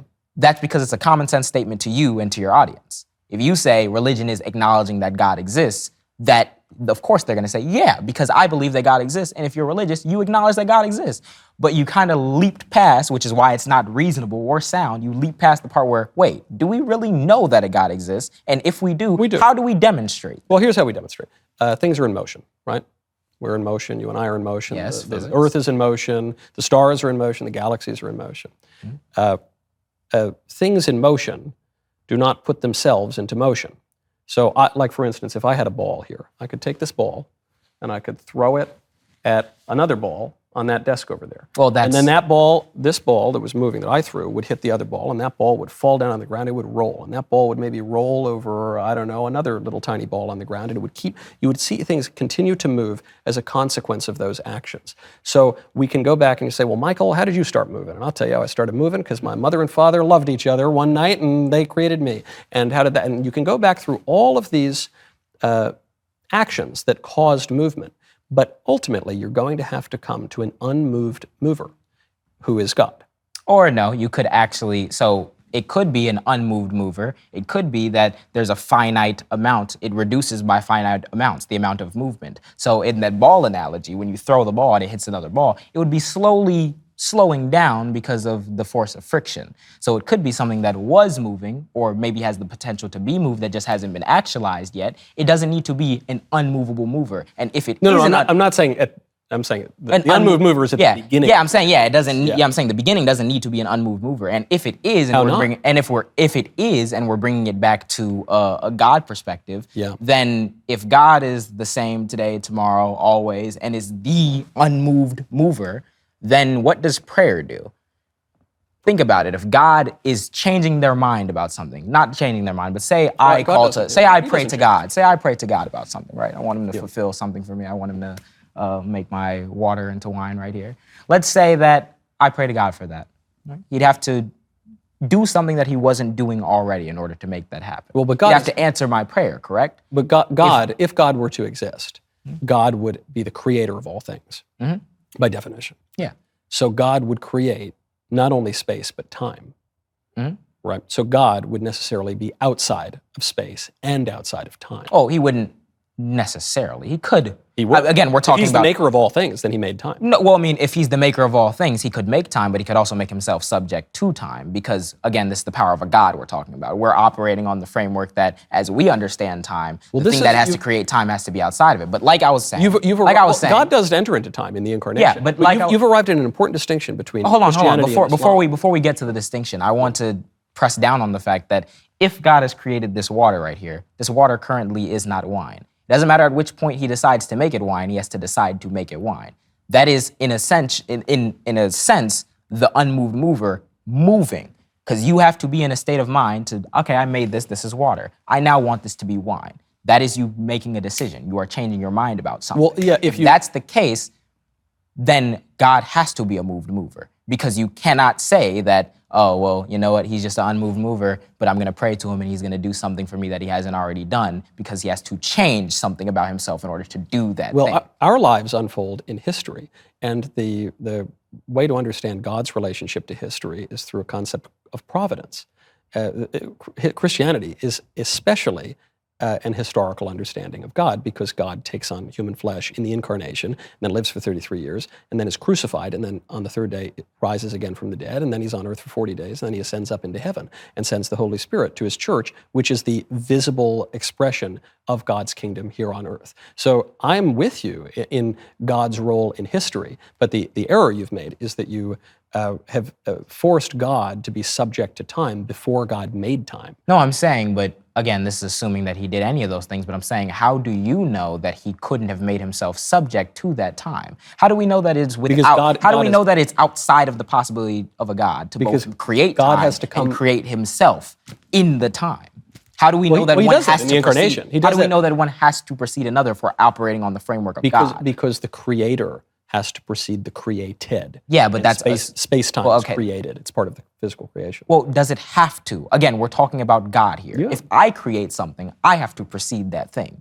If God creates something, we don't know what God can do. We're here talking about abortion and life and everything in our aspect. Apparently, there are angels and everything that are subject to a completely different realm when it comes to life and how they perceive it. We're all subject to God's sovereignty. No, I know. I'm saying, yeah, I mean, of course, but I'm saying that for all we know, life could be created in a billion different ways. It doesn't even just have to be the way we came about. If we have angels, we have other things up in a different realm in heaven. That's life. Please don't get into the aliens. No, I'm saying that's life, but it's subject to a completely different subsect of rules. So we're saying the way we internalize it is, well, obviously something has to precede this other thing, has to precede this other thing, has to precede this other thing. That not only does not have to be the case with a God, even if that is the case, all it could imply is that there could be various things. It could gradually decrease. It doesn't have to be a singularity. It could be a string of things that are kind of gradually going about. It doesn't even have to. It could be an infinite things regress. Develop in history. Yeah, it could be an infinite regress for all we care. We don't know. It can't be that. How? Why can't it not? Because there has to be an unmoved mover. Or I'll give you let's say if this doesn't persuade you. If we're looking at change, right? If we're talking about an unmoved mover or whatever, how is it that change is just conceptualized as just something proceeding after another, right? Change could be a change in color, a change in property of something, right? Yeah. We could say that something created something or whatever, and it wasn't even necessarily just a progression of it. It just kind of shifted in color, or it gradually decreases, or any of the above possibilities, because we're talking about a God here. For you to assume that because one thing must cause another, must cause another, must cause another, and we can't have it go on forever. I'm just saying it. Yeah, right. How do you this know happened that now, just by definition, has followed the thing that immediately preceded it. Yeah, Right. in our world, yes. So I'm But saying yeah. if we're working within the scope of a God, we have no idea what laws or Well, we do because we're made in the image and likeness of God. That's how we can your reason. belief. Well, but So you can't say that, well, I know this property about God, and God definitely has this property because I'm made in the image of God, and this is how it works. How do you- But you're presupposing that God even exists in the first place. how do you know anything? How do I know anything? I usually analyze I think the basis for knowing things is subject to evidence. So basically, when I say I know that I'm like here, right? It's not like I pulled out a bunch of dictionaries and I'm like, well, what is the definition of here? It's a known fact about the world that people exist, and I'm How do you know that? Because we can see that. We can observe. How do you people, know that what you're seeing is real and not just a hallucination? That's a big question. I don't think you truly can know that. I think I can know with it. But you're very confident in your opinions. I think But you just said you're not confident that you and I'm know also anything at all. confident in the things that I don't know. I think it's confidence being able to say when you don't know a thing. I think that But what you've just said is you don't know for certain that you know anything at all. I don't think you can know anything for certain. I'm I think you reasonably can. certain that you cannot know everything for certain. Well, of course not. But I'm not asking if you can know everything. I'm asking if you anything. can know anything. Anything for certain. You can know it to a degree of certainty. I think you can get infinitely close to like that 100. You can get 99.999 depending Okay, on how can much you get that evidence close? substanti- How can you get that evidence? close? How do you know that you can rely on the evidence that you're seeing? Well, I think that knowing that I can rely on the evidence that I'm seeing, I can always like see evidence that leads me astray, but it's a process of like mental reasoning that you can see various things that lead up or that but give good warrant to believing a certain proposition. That doesn't by default mean that proposition is true. Yeah. If you're gonna go for the brain in a vat, it could all be a simulation. We genuinely don't have an answer to that. I'm not saying, I'm not even asking that. I'm asking, Well, that's how do you- kind of what you're asking. it isn't. How do you know that you can rely on your faculty of reason to communicate to you the truth? Because I think that How do you know that your reason is dependable? if I think my reason's dependable, or I know my reason's dependable because of things like evidence. It's so when I look at when I'm analyzing, so I'm saying when you're building your reason, right? Why would you have reason to believe something? Well, I know the things that I have to operate within me right now. I know that I have articles that I can read about abortion. I know I have studies and everything. But I'm asking one step further back than that. Yeah, I'm saying I can say that like, oh, well, I don't know this for certain. Again, that can track back to literally everything. Maybe You I'm can't not. Maybe know I'm not anything asking the for question certain. properly. I'm not asking how you have an opinion about abortion. I'm asking how you trust that any opinion you reach, that any perception you have about anything is reliable and has some accordance with reality. So that's the brain in the vat question. Because what you're saying is, how do you even? So if I say, I think that this cup has water in it. And you're saying, well, how do you know that? And I'm like, well, we know that water exists. We have the molecular makeup, whatever. And you're like, well, how do you know you can rely on molecular makeup? I'm like, well, there's a field of scientists that have broken down the composition of water. And you're like, well, how do you? No, but I'm saying, and you're saying, well, how do you know that you can even rely on that? And it's like, well, truthfully, I don't think you can know anything for 100%. But you can you can work within the framework that you're operating in. It's an axiom, in. right? It's an axiom that you're just beginning with. So what you're beginning with is precisely where I begin, which is that you are made in the image and likeness of God, and the defining feature about you is your reason. So you're saying that what do you think it means to be made in the image and likeness of God? So and it's funny because this argument doesn't even support theism, because you could be created in the image and a likeness of a God, but what's to say that God is the reason for why you have reason? What do you think the phrase being made in the image and likeness of God means? Literally whatever people who believe in a God want it to mean. Well, what do you think it means? Christians even disagree about this in the same way. It could be, we are just like God. We can be co-eternal with God if we take the right steps. No. Or it could be, there's Christian science. No, it's not Christian scientists. It's I forgot what the religious denomination of Christianity is, but they do actually believe that. They have like is it Mormons? They have a father, mother, God, and they believe that each of them can become like God, but they can never excel to the level of God. That's just their personal belief. Well, what would it mean to?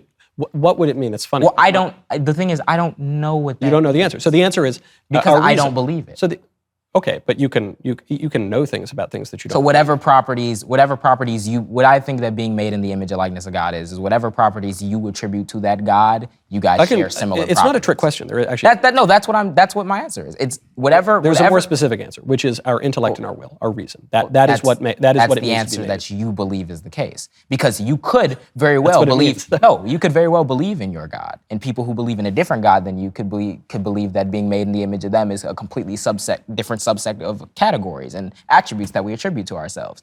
Again, you would need to demonstrate that yours is the one and only correct one first before you base your axiom off of all that, because you're just working off a big assumption. No matter how deeply you believe it, at the end of the day, it is one big assumption. And at least I can show you progress and steps to where I can get to know. You can't. You just said that you have to assume that your reason is reliable. You have to take that merely as an assumption, as a premise to start with. You can't. You can test that. If I come up with various conclusions, say if we wanted to know something, say if we wanted to know what water is, right? Yeah. And if we came up with a criteria by which we measure that and the chemical composition and everything, right?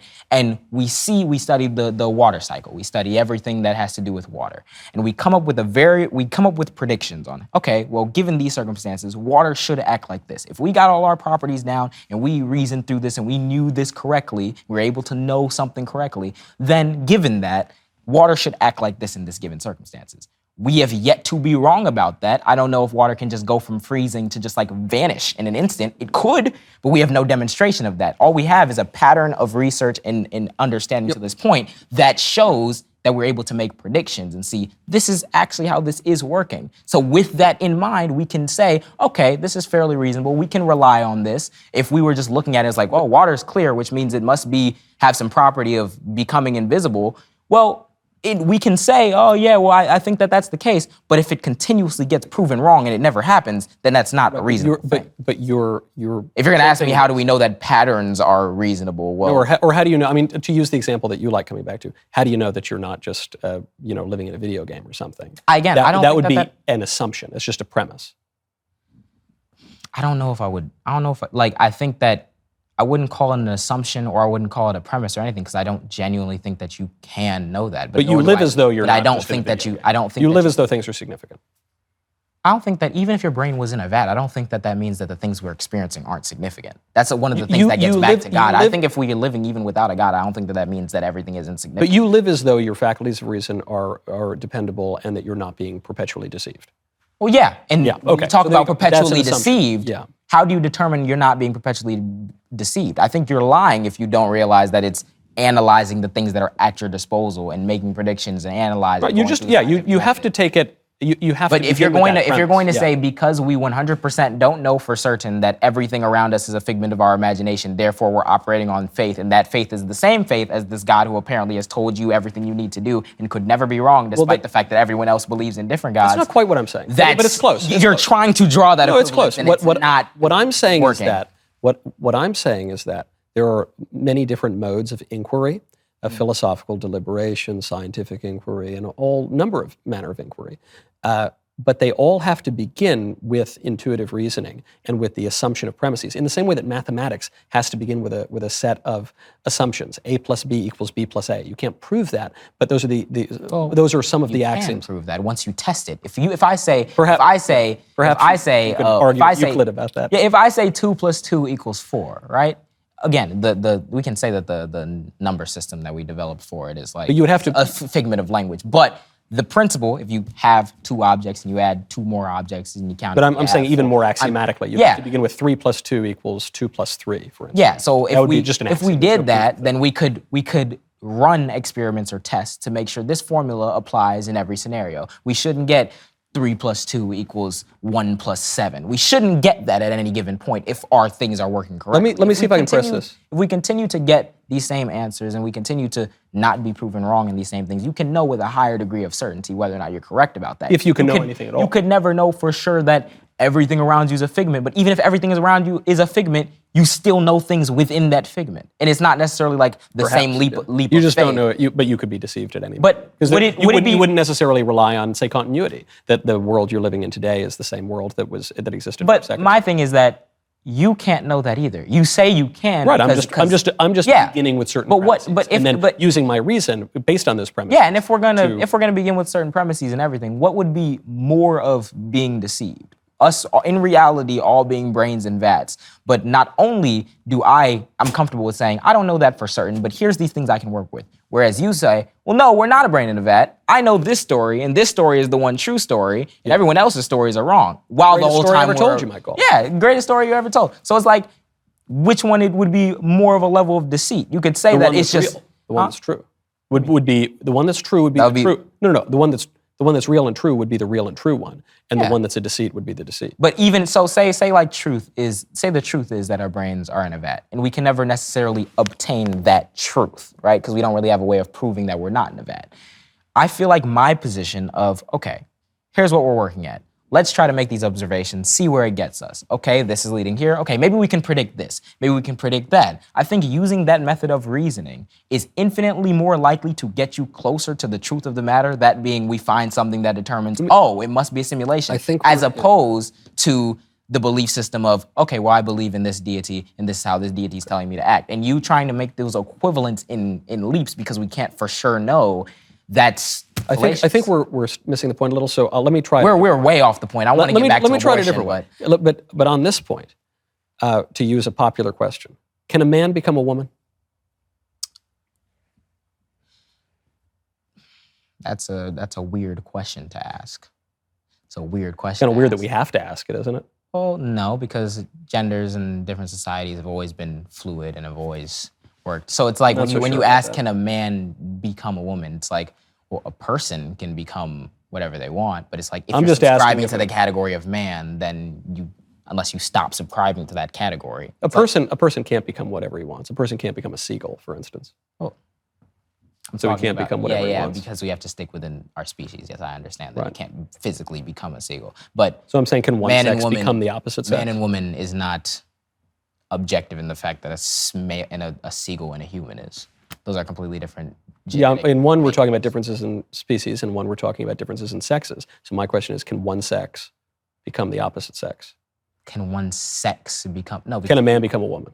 Can an individual man become an individual woman? Yeah, if they were identifying as a man first and then they said, nah, I'm gonna shift up and I wanna become a woman, then yes, they can. But like the category How? of man, what do you mean, how?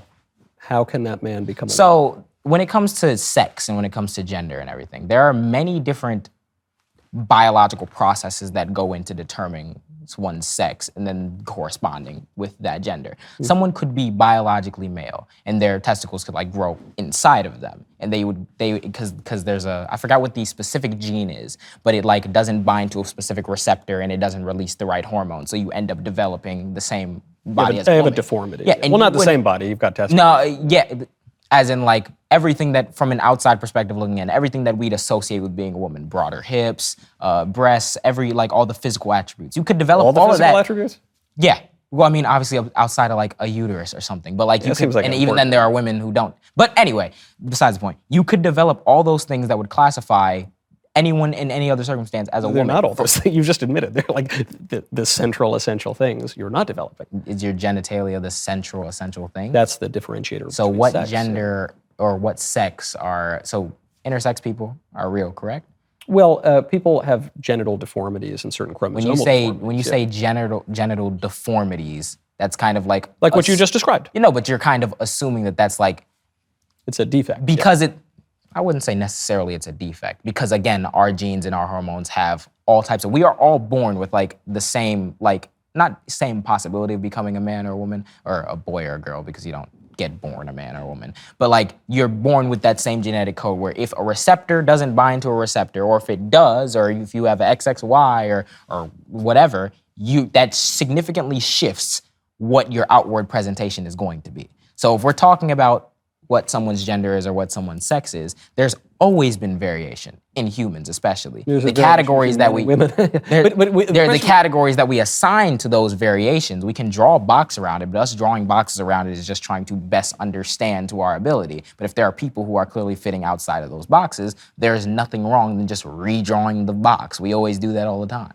Sure. Some people have deformities, that's true, and we even though they can usually be pretty clearly classified, like if you have testicles, you're probably a man. But you just said something different. Yeah, if you have which is- testicles, you're a male. Yeah. But the category of man is something that we ascribe to the people who are traditionally male. That's what I'm saying. So when it, Right. A so man being is a man male not- human. Yeah, adult. Well, a man would be. It can be like, again, a man corresponds to the category of male human adult, Right. but it's not is that thing. There are more things than just being a male human adult that makes you a man. If I were to go on like Jesse Lee Peterson's show and I'm talking to him about how I like respect women or something, he could call me a beta male. I'm less of a But man. he wouldn't call you a woman. Huh? He could call me womanly. He's called people on multiple occasions. Who said, he said he's no. I'm pretty sure he would call me a woman He because would call he's you maybe literally womanish. He wouldn't think you're an actual. Well, he has a lot of things going on, so he could But- probably call me womanly, woman, all of the above. He thinks womanish people who are refers to a liberal. man who behaves in an effeminate He way. thinks that people who are liberal are women or womanly anyway. So he could call me all of the above. The point being that the category of man is much more than just what chromosomal makeup you have. Even in a society where you can say, oh, that's acting womanly. There are societies that have existed prior to us and that currently exist today where roles are flipped. Men will stay home and take care of children. Women will go and kill and hunt and everything. Not That's really. been Like, they yes, say that, most that hunter-gatherer societies have been intensely egalitarian. We have this notion that it's always been the big, strong man going out to fight. That's not even like a realistic expectation, because if your big, strong man is always the one going out to hunt, that means they're always the most likely one to die, and then you die out with that strategy. And as opposed if you all work together, which is why we're such a social species. That's been established. So you would send the women, the weaker sex, out to hunt? there's societies that Wouldn't do you that all also the do- time. I go There hunt aren't with them. really. Is the thing. What do you mean there aren't in- really? in- Have you read anything in anthropology? Yeah. And what book told you that there would aren't be- really societies in which There are the mythical Amazons and a few examples. I'm pretty sure you can go on PBS and Which like the tribes would you website point and to that are in which the women go out? oh, for the life of me, we studied multiple tribes in what is it? It's sub-Saharan Africa. I know it's southern. Is it in Ghana? I forgot exactly what the name of the tribes were. We had a whole chapter in my anthropology course where we talked about conceptions of gender and sexuality throughout different cultures. And there's I can't remember the name and it's gonna eat me alive. But there are groups in which the women will hunt and do the tackle and everything. They do this. They have another thing called it's kind of like self-deprivation, where if someone goes out and gets a kill, they won't brag about it. If they brag about it, then the other people will joke back at them, but in a fierce way to Humility? diminish. Yeah, humility is Yeah, but it's not even you imposing your own humility. It's they will humble you if they feel like you're, because they all feel like that's the right. Humiliation. Yeah, a lot of things that we do Yeah. are correct or fit for our society because we believe that it is that way. But that's not to say that there aren't societies in which people work together. Even in our society is a lot more we egalitarian work in together. principle because women can't just afford to sit at home and not work anymore as much as they used to. We're all kind of working together to provide that income and make children get a better society and a better life that way. I'm not sure they're getting a better society. And also, someone has to take care of the women. So usually what happens is the woman goes out to work and then makes some money and then pays some other woman to raise the kid at daycare. So it's not like you've actually fixed that problem. You've just changed the way the economy works. That's an assumption. But it is. Someone's got to raise the kids. Yeah, well, I mean, yeah, both. Who- It could be a man. But at the daycare, it if could be a men and women woman are at the both at daycare. work, then who's raising the kid? Yeah, I'm saying they both share time, or you could get a daycare. they're It both at doesn't- work. and even then, it doesn't necessarily need to be a woman taking care of the kids. The reason why it is a woman is because we've socially assigned the role of caregiver to women and of worker to men, despite them both being capable of doing either job, which is what other societies have seen, which is why both of them do. You just can't name them right now. Oh no, I can't. No, I can't. All right. But again, I like the chuckle and it is fun. But if you genuinely do care about the issue, you can go look up gender diversity within species or gender I'm sure diversity that I'll within find human societies. some Amazon tribes. Literally Google gender diversity within human societies, and just because they're Amazon, why do you keep saying Amazon? Because that's the mythical tribe of female warriors. So Well, that doesn't even need to. No, it's not female warriors. Is not what I'm saying. I'm saying egalitarian societies. I'm pretty sure. I thought you said the women go out and fight. And Yeah, I'm saying there are some societies where That's the women do that, but there's also more societies in which it's more an equal thing. Even Okay. since we were cavemen. It's Now, more of an equal thing. So getting back to what we were just discussing, since you grant that a man can become a woman, then getting back to even what we were previously talking about, how would that man know that he is a woman? And how would you know that man is a woman? That's a completely societally formed thing. So the way I would know that somebody who's a male or doesn't want to be a man anymore, they want to be a woman, I'd know by things like how they outwardly present, things like the type of societal roles they want to ascribe to over a different one. Sometimes there's no rule saying women must have long hair, but whenever people think of a woman, they usually think of somebody with long hair. So if you want to subscribe to that role, a step people will take will be to grow out their hair or something. Doesn't mean that they need to do it, but that's just something that we kind of assume is womanly, despite the fact that there are many men with long hair. There are certain roles that you can pick and you can choose, and you're like, But I thought you said the roles don't matter and they're all just sort of socially assigned. Just because they're socially assigned doesn't mean it doesn't matter. Race has no root in biology, but the impacts of race are still felt. What do you mean race has no Root in in biology? biology? I mean that it has no root in biology. There's greater genealogical differences between members of a given race and members of completely different races. But Black surely people in the United States are the most diverse race when it comes to genealogical perspective because we live in a society where race is based on ancestry. So if your great-great-grandpappy was Black, you technically could be classified as Black depending on how you present, despite the fact that I'm way darker than that person. So you're Black and I'm at least vaguely white. A little Sicilian, but I would be identified as white. Mm-hmm. No one would be confused about that fact. Even if I took on all the cultural attributes stereotypically associated with Black people and you did that for white people, no one would be confused. That's the conflation thing, is that because two subjects are socially constructed does not mean that they're socially constructed in the same way. Of course. So there's not really like attributes that you could take on as a Black person that would make people confused about whether or not you're Black, because the concept of being Black is specific phenotypes that are dependent on heritage, and then also like You're talking about like your hair is different than my hair. Yeah, like my your hair bone is different structure is than your different than hair. my bone structure. Not even bone structure necessarily, because there's not that much variation in bone structure, at least in African Americans in the United States. But I'm saying between different races. Yeah, but the reason why no one Asians would confuse you for being Black and no one would confuse me for being white and everything is because the way we conceptualize race in today's society is, well, this category, what I look like, certain attributes that I have classify as your Black. body, that's biological. Yeah, no. Your body's formed through biological process, but the value in the terms and the boxes we draw are not biological. So in ancient Rome, it was either you were a Roman or you were a barbarian.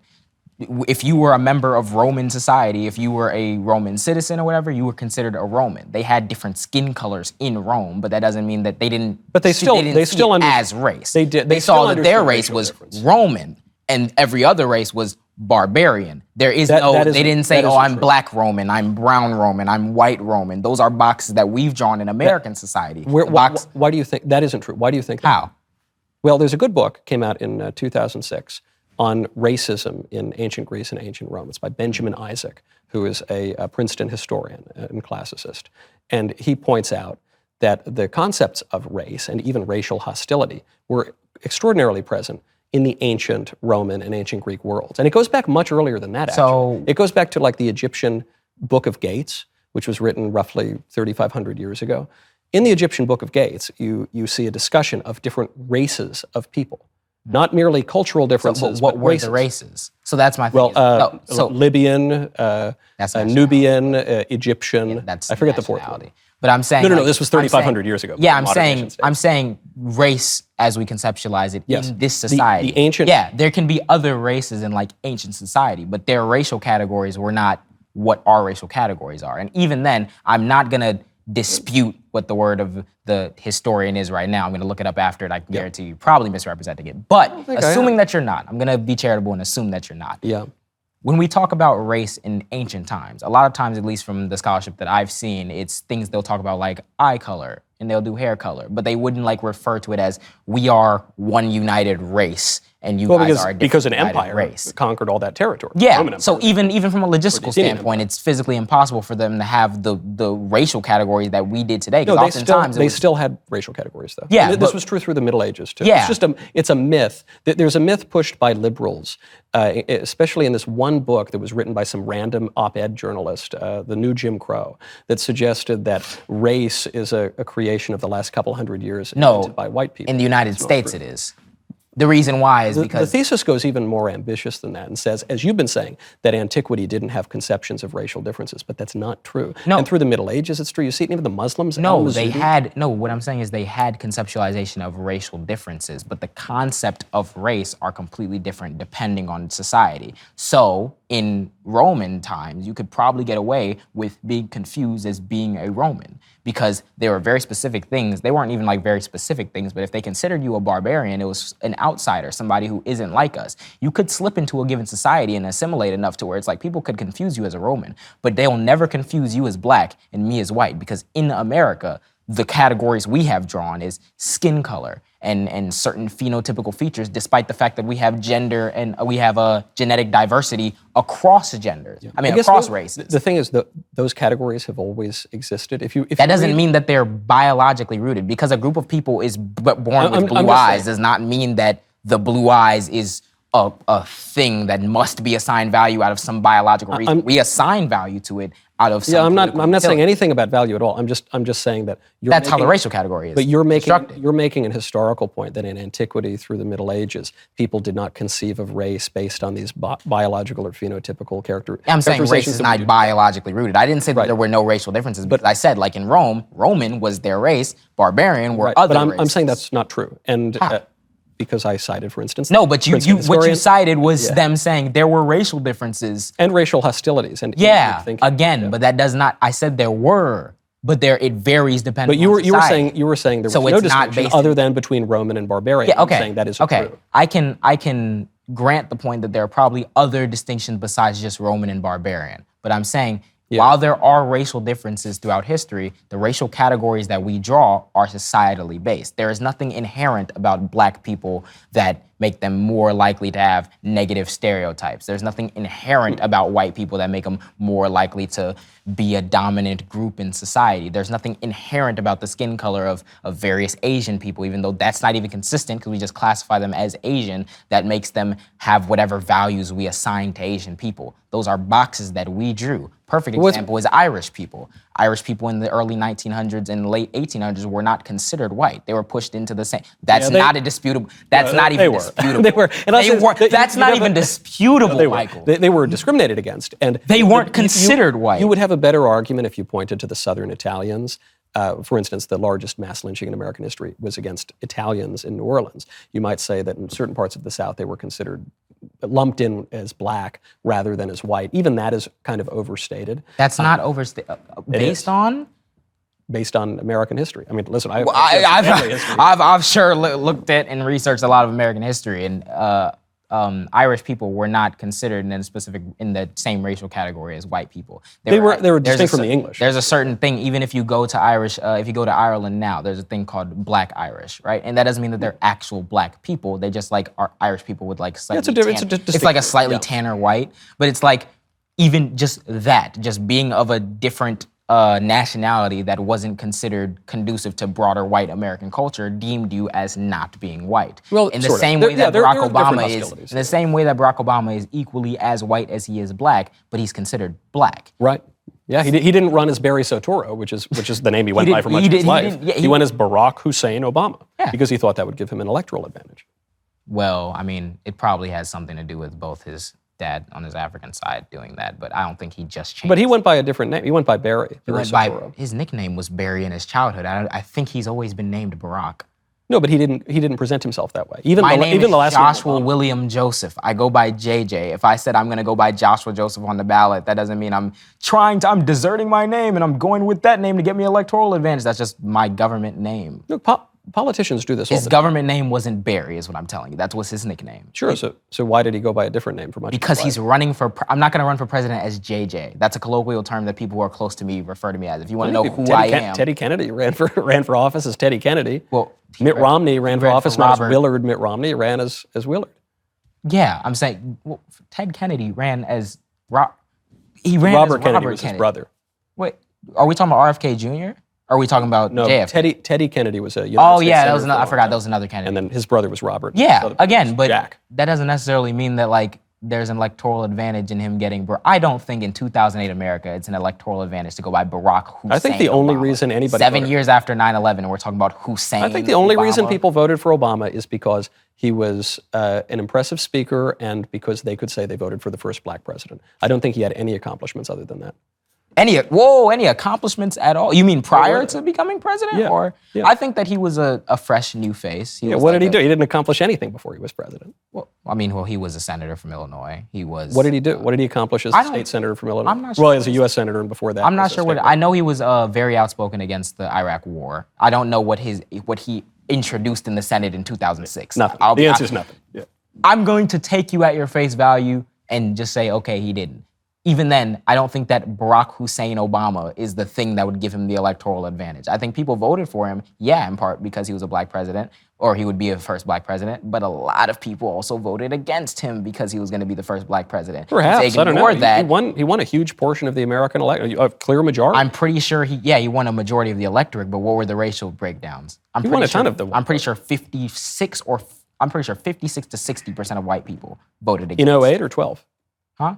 In the first In round or both. the second round? I know he lost the white vote by not a big margin, by like a pretty substantial margin. In the poll-wise. re-elect? Because he was a terrorist. No, both times. White people weren't like swooned over by Obama, and then in 2012 they were like, "Oh, this guy's trash." They thought he was trash the entire time. White people also tend to vote for Republicans. Yeah. They're much more likely to vote for Republicans than Democrats. Yeah, no, but I'm talking even white Democrats. Like a lot of them, it wasn't. It's not like Obama. I'm pretty sure Obama won a majority of the white Democrat vote. But if you're talking about the entire nation as a whole, I agree that white Democrats are racist. I agree. I certainly agree with that. But we're gonna agree that everybody racist now. Well, I agree that some white Democrats are racist. I agree that the vast majority of white Republicans are racist, though. really? Yeah. What makes you say that? Yeah. Oh yeah. You think America's a racist country? It's really hard to say no. And the reason why is because how racism has been baked into so many of our institutions. I think there's a difference between saying, I feel like when people say, is America a racist country? They're trying to add the moral pejorative that it's like, well, he thinks everyone is. No, I'm just saying, you think America's a racist country? I think the way in which America has been founded and operated, I think so. Today, it's a racist country. Oh yeah. How Because many a lot of those vestiges. How many black people have immigrated to the U.S. over the last 20 years? I'm not sure. About 3 million. 2 million from Africa and 1 million from the Why Caribbean. would they come to America if America was so racist? It's a great question. That is a real great question. Why do you think a lot of Muslim people and a lot of people from the Middle East still come to America despite the fact that they were literally profiled and targeted all after a terrorist attack that really had nothing to do with them in particular? Yeah, I don't remember any Why anti-Muslim did pogroms. Asian people come to the United States? Because even they despite the fact face that very fair and equitable treatment. That's why. Asian Exclusion Act, Chinese Exclusion Act, Asian Bar Zone, Oh, well, you're talking... Japanese internment camps? What fair and equitable treatment are we talking about? I'm sorry, I thought we were talking about... No, I'm immigration saying, but you're saying, why would they come here? They come here now because obviously America's gotten better. No one argues that America hasn't gotten better. But you know what I'm saying? If it's racist, if America is actually hostile and discriminatory against black people, why would 3 million come in 20 years? Well, first of all, if we want to talk about black people who immigrate here, oftentimes they come here with, I'm not going to say they come here with a preconception about African Americans here, but there's a demographical difference between black people from Africa who come here or from other countries that come here and from African Americans that are actually already here. So a lot of them will immigrate here from backgrounds of or coming over for college, or maybe they already had a family member from a wealthier background that is sending them over for college. That makes up a lot of, especially a lot of work visas will go to Nigerians and Indians because they're working in tech industries and stuff. Yeah. So it's not like these people are, and because in general, maybe wherever they're coming from, the economic opportunity is probably better in comparison to their country. That doesn't mean that they did a holistic review of the race relations of the United States and determined this country isn't racist anymore. I'm gonna take my chance over there. Yeah, it's better Presumably than they thought about it before they immigrated. I don't think that it's a You don't think they thought, is it a good idea to move across the world to think- this evil racist country? Or you don't think that passed through their mind? Because I think that a country can have done evil racist things in the past, and you can. But you're saying still want today to. it's still racist. I think it's still racist. Yeah. There you go. Yeah, but I don't think that that's a determining factor in the. So you're saying that if I go there, there's an increase of likelihood that I'll face discrimination. Cool. But if I go there, I could also get a job that's going to make me way more money than over here, even if I'm Sounds poor like you're not over being there. discriminated against at all. And in fact, we know that it's you're much more likely to get a job today for a big company if you are identifying as a person of color rather than as a white person. When? Yeah. So, okay, so one of my favorite studies in sociology is when they'll do application studies, and they'll change up things like maybe they'll provide a picture or they'll do names, right? Since 1985, there has not been any change in the likelihood of getting a callback for a job when you are Black. And According to on these top- sociological studies. according to scientific consensus in sociology. Okay, now let me me raise another prospect to you. There was a study, just came out, an analysis by Bloomberg of 88 companies in the S&P 100, and it was over hiring practices over the last few years, because the EEOC, the Equal Employment Opportunity Commission, requires that big companies with more than 100 employees publish their workforce demographics.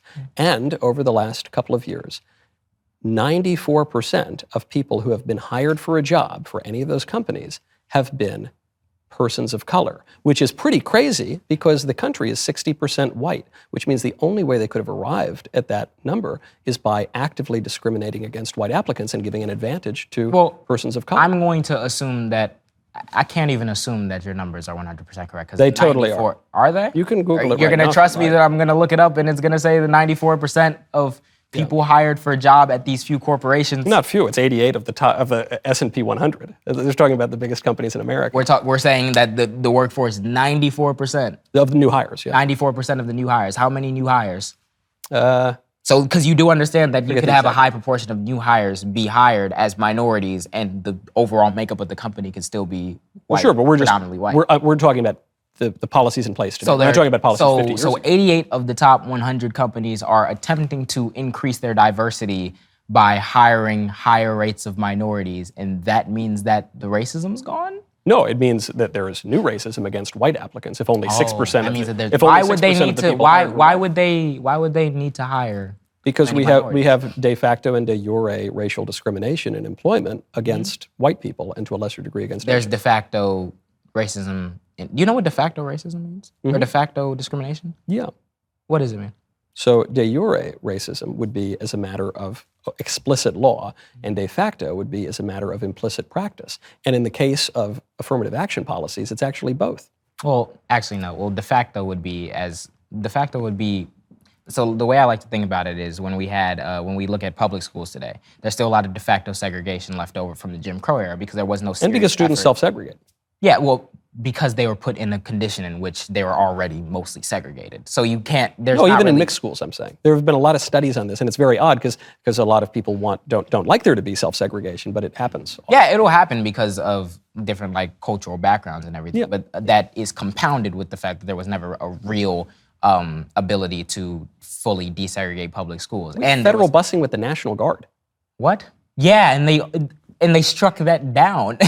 And it's funny because Joe Biden, back at it again, he was opposed to the forced busing and everything, along with a lot of white America at the time. And in 2007, Chief Justice Roberts, they had the Supreme Court decision where they decided that attempts to desegregate public schools by assigning kids to schools based on like racial background to try to like create a more even mixture was unconstitutional. Right. So even when we were trying it, it gets struck down and it gets struck down. So you still have not a properly addressed situation, which is gonna, if you're spending all your life around people around the same skin color of you, then when you get in the area, even though there are more people of different skin colors, you're probably gonna be more comfortable with these people around you.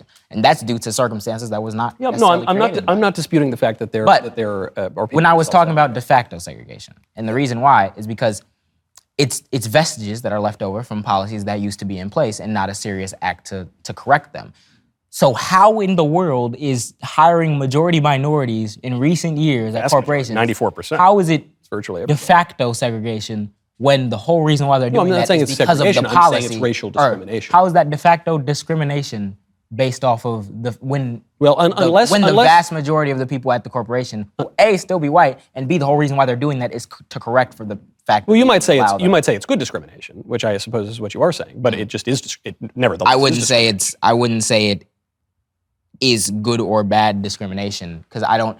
Again, assuming that the new hires are really 94% minority applicants, I think that you could say that it's a discrimination in a sense because they're attempting to correct. You're saying it's situation that a was good thing because only it's based correcting off a of wrong. discrimination. Yeah. But again, I'm just telling you, undermines the argument that you're making, which is that America today is racist against black But you do people, when it's the understand that opposite. but you do understand that because first let me say, you do understand that even if you did hire at a 60% clip for white people, because that's proportionate, right? You do I'm not understand saying- that you no, but I don't think you need no, to but peg you're it saying to you the- said it was to the crazy because proportion of the look, it's population. I mean, if you So can take perhaps white people stop is- being able to do any job. Is since that's what dropped to 60% is 60% minority an issue, or is it just because it's 94? When's the threshold? I don't think that we should have racial quotas for hiring. Is it a It's also quota? illegal It's not the same. and That is unconstitutional. illegal. So it's not a quota. You can Right. do a compelling state interest to do have diversity, but Right. there's not So- saying you need to have X amount of black people, X amount of white people, X amount of that's not. So as what a they're matter of de jure policy, we have affirmative action, which is a kind of racial discrimination against white people and to a lesser degree Asians. And as a matter of de facto hiring policy, we have clear racial discrimination doing. How because is of the 94%. affirmative action? I'm sorry. How is affirmative action discrimination? Because you're giving preference to one race over another. So, if You're let's discriminating. say that again, and it's not even affirmative action isn't even necessarily saying that you need to choose one person over the other. It's taking Just into giving an account- advantage. No, but it to takes one into race over account- another. I wouldn't say that because again, That if is we're talking about explicitly what it if we're does. talking about advantage, right? How is it that an advantage is provided to a group of people when they are given more opportunity to actually succeed at a level that's more proportional to what they should have been doing otherwise? So if you put a bunch of institutional barriers, right, and you say you cannot come here because of race, right? You're making an arbitrary decision, or because I'm saying back when college. Chinese Exclusion Act, say. Yeah, something what like you mean? that. Okay. Something like that, Okay. right? If you then if you then put in place policies to say, okay, these people make up a certain subsect of our population, they live in this society, they should be participating, and we just decided that they're not gonna participate because of the color of their skin. Then if we say, all right, let's give more opportunity to them now.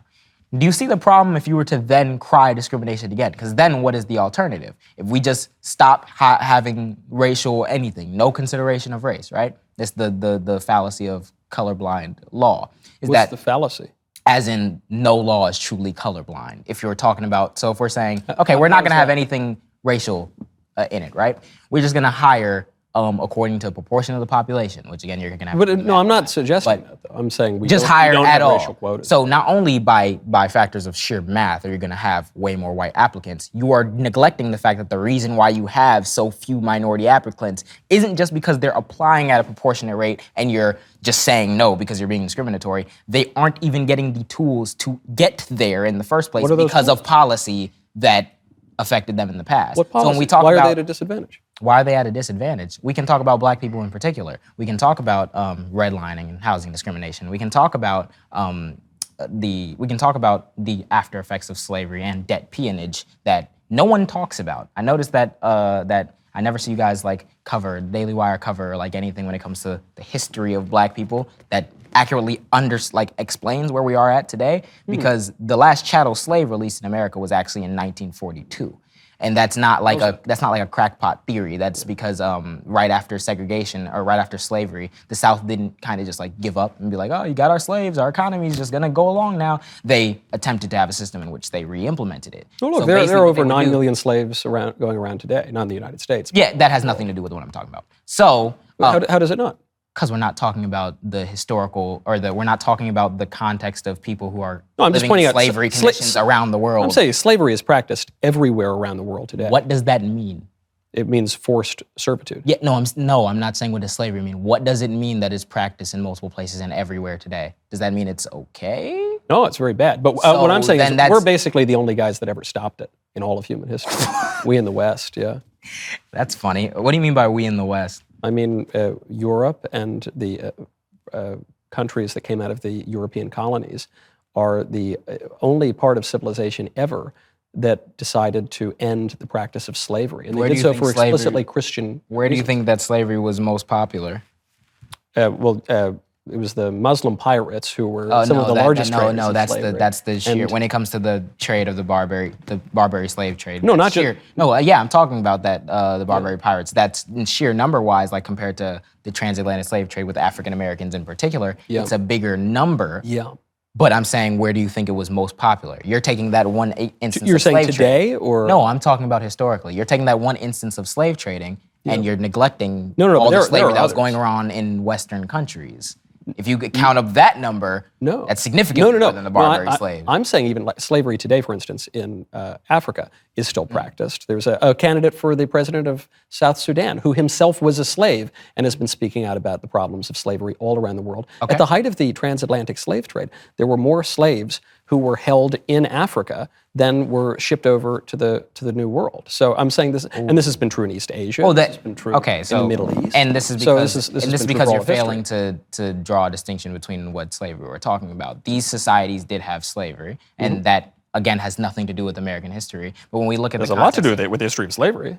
No, I'm talking about around the world. The fact that every other nation or other nations practice slavery has nothing to do And with continue to context. throughout every so other region does of the world. America.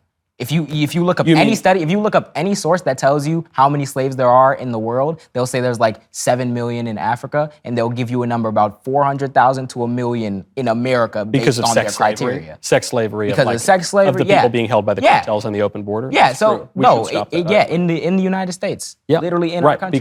because, for instance, like our southern border's open, and so the cartels. Our southern enslave- border is open. Yep. We have over 3 million people a year come into the country illegally. So it's open. Does that mean that it's open? Effectively, yeah. If you can't stop 3 million people from crossing your border, you Do you probably have a have pretty open anything border. do you have anything to compare that to number-wise? Yeah. So even 5 years ago, the number was down to about 2,000 people a day, which at that Wait a time was an minute. all-time high. Is it 3 million a year? Over Really? 3 million, I'm genuinely concerned because I believe that it was around 1. It's not. It's much higher than that.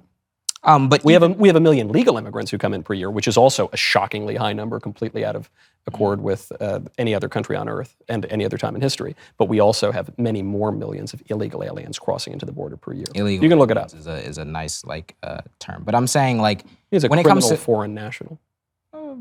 that doesn't mean that you have to use the term alien. Kind of like Alien just means a foreign national. oh. That's what it I mean, no. I mean, in the term, if you're using like illegal alien and you want to try to like that, that's like I don't want to say like incorrect because I know you guys get about like speech and like. No, it's I know you correct, guys get, yeah. but it's not like Yeah. the term alien is kind of like I know you. What's talked wrong with about, the term alien? I know you talked about. I'm not calling them ET. I know you know. I'm talking. I know when you talked to Bronte, you mentioned how using the term fetus is like dehumanizing. I think using the literal word alien is also dehumanizing. But alien doesn't refer to Martians. Alien refers to those who are not like us, of a different. No, it just like, means when- foreigner. They're foreign, so they're subject to foreign governments, and they're here illegally. So we say illegal alien. Oh, you This could also is a more just say- precise You term. could also a more precise term would be illegal immigrant because they went through the immigration process illegally. You don't have to say Well, alien. they didn't go through any immigration yeah, process. they- That's they why they're immigrated illegal. somewhere Right. So illegally. they're distinct from legal immigrants. That's or why you we don't could use that just term. say a foreign national. Why- But they're not, someone in Guatemala today so is a you wanna know foreign what's national. funny? But someone who's here who crossed our border illegally and stays in the country quick- would be an illegal alien. Quick lesson about like grammar and connotation, right? So like the term blacks. By our definition of what a racial category is, it is not incorrect to call somebody a black, but it is technically incorrect to call somebody a black because it's like that's a word that's kind of been used to. Because you don't like the word. What about whites? That's also a weird term. It's like segregation era terminology. That's why I don't use whites, I don't use blacks. You can say Yeah. black people or white people. But if you were to look at someone crookedly after they said, oh, blacks, no one would be like, oh, well, it's just the correct term. Because yeah, terms can, just like the word colored is a correct term. Your skin color has color in it. White people don't really have color. Well, but it's funny because now the term is person of color, like people of color. I don't even like that. I don't like that one either. I think it's very silly. I don't like that yeah, one. because I think you can be more specific. But Yep. the broader point that the illegal alien thing is like, that the connotation of alien is like, I think it's you can give me the dictionary definition do you know, of what alien I agree with you is, that it has a negative connotation. The reason it has a negative connotation is because it is a bad thing to cross illegally into a country. No, so it's just they've done a bad no, thing, it's- and that's why it it's has a bad the reason connotation. why. Is it really a bad thing to cross illegally into another country? Yes, it's illegal and unjust.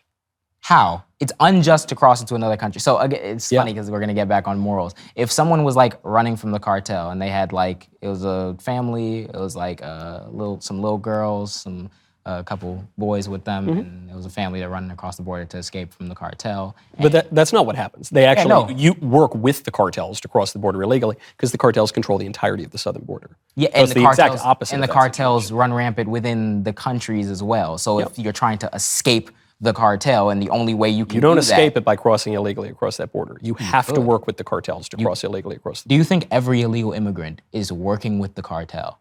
Yes.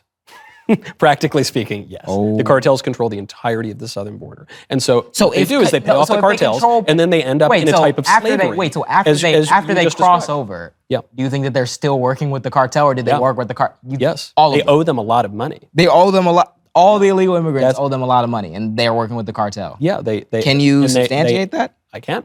That's how they end up in prostitution, which was how we got on this topic because of modern day sex slavery, or they end up running drugs, or they end up in other criminal enterprises for the cartels. Well, first, who do you think controls the border? Firstly, do you think that prostitution is only a thing that is brought into America through the southern border? No, but Like it is. illegal, like sex slavery. Do you think that's only exclusively done by non-Americans? No, of course not. So why do we keep like making this assumption? Like, okay, I asked not you to making that assumption at all. I asked you to substantiate that every illegal immigrant that crosses the border is now working with the cartel. secretly working with the cartel Not because they owe secretly, them. it's often open. Yeah. So, and it's funny because doesn't even need to be cartel. They can just pay coyotes who are trained at running people coyotes across. work with the cartel? Yeah, they Who do do. you think they work for? At times, but that doesn't mean that the people then work for the coyotes that then work for the cartel. You think the cartels just let these people off the hook out of the goodness of their heart? They ferry them Do you across think the that they border? have? Do you think that the cartel has a database of the 3 million illegal immigrants that come across Yeah, the American border? I think they keep track And do you of think all of they them. they keep track of them? They have more What the- tracking. They have more tracking capacity than the United States government, who lost people's parents under Donald Trump No, when they they- locked them in cages. When they lock them in. They did. It's literally an image. So when it comes to illegal aliens, yes, the cartels actually are better at keeping track of people. But two, Than the United States government. yeah, because the U.S. government just releases them into the country. But because that's an intentional policy of Democrats. But do you know what? I'm confused at like how your worldview ends up like on it. So it's an intentional policy of, was that kind of like Great Replacement-esque? 'Cause he says What do you mean by great replacement? like the theory that Democrats or political people are like deliberately conspiring to import more people of different Well, they say demographics in that. order They to- say that they're doing that. Who? There was a major study that came out in 2004 that shaped the political campaign, even of Barack Obama, who described the coalition of the ascendant. You've seen columns like this in the New York Times by Michelle Goldberg about how the Democrats need to import more foreign people, and that will help the Democrat political coalition. I don't think that there's any source that you could find me out there that says that the Democratic Party has said that they need to import more foreign people. If you're saying that they appeal more to the values of of immigrants. But they would want to. I think, and I'm saying I've seen this on border policy. Yeah, no, they favor much higher levels of immigration and amnesty for illegal. Yeah, they favor a lot more levels of immigration because immigration helps the country. That doesn't mean that they're saying. How does it help the country? It raises rates of crime. It raises rates of dependency on government programs. It does. First generation immigrants commit way less crime than native born population. That isn't true. That isn't true. You want me to look it up for you? Illegal immigrants? Huh? Yeah. Any immigrants, illegal. No, not any. Not any immigrants. Any and illegal. That's the key. Okay, I can look up That's the illegal key. for you too. Okay, that's good. There are some good studies to this effect. The Center for Immigration Studies has some good ones out there about how illegal aliens are significantly more likely to be on welfare programs when they come over here, and how illegal aliens are more likely to commit crimes as well. And this is especially focused in the border towns in places like Texas and Arizona and Southern California. Illegal. Well, I know that you brought up the welfare issue. Something about something about fleeing somewhere and you don't really have anything left could end up putting you on welfare. But what are they? Even then, a lot of times You're talking about reach political out- asylum? Huh? Like seeking, like earlier No, you no. said- Asylum is a completely separate process. But I'm saying if you're going to run away from your country and come to another country illegally, A, a lot of immigrants are hesitant in even getting on that point, and B, they still pay taxes through their wages. So They pay some taxes. I'm pretty sure there's data.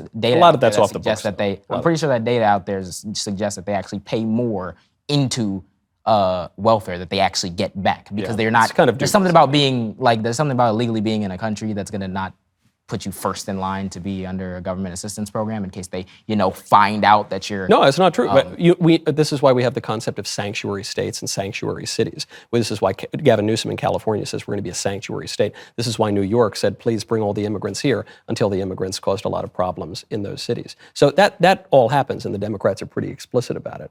The Democrats are explicit about But wanting favoring to higher levels So of immigrants favoring and a higher level of amnesty for the ones here. Yeah, Yeah, so am I. Favoring a higher level Because it's of politically immigration. advantageous, but it's socially destructive. So there's a difference between. It's also saying- bad for the people who Hold on. cross. There's a difference between saying I want more I want more immigrants in my country because I want to.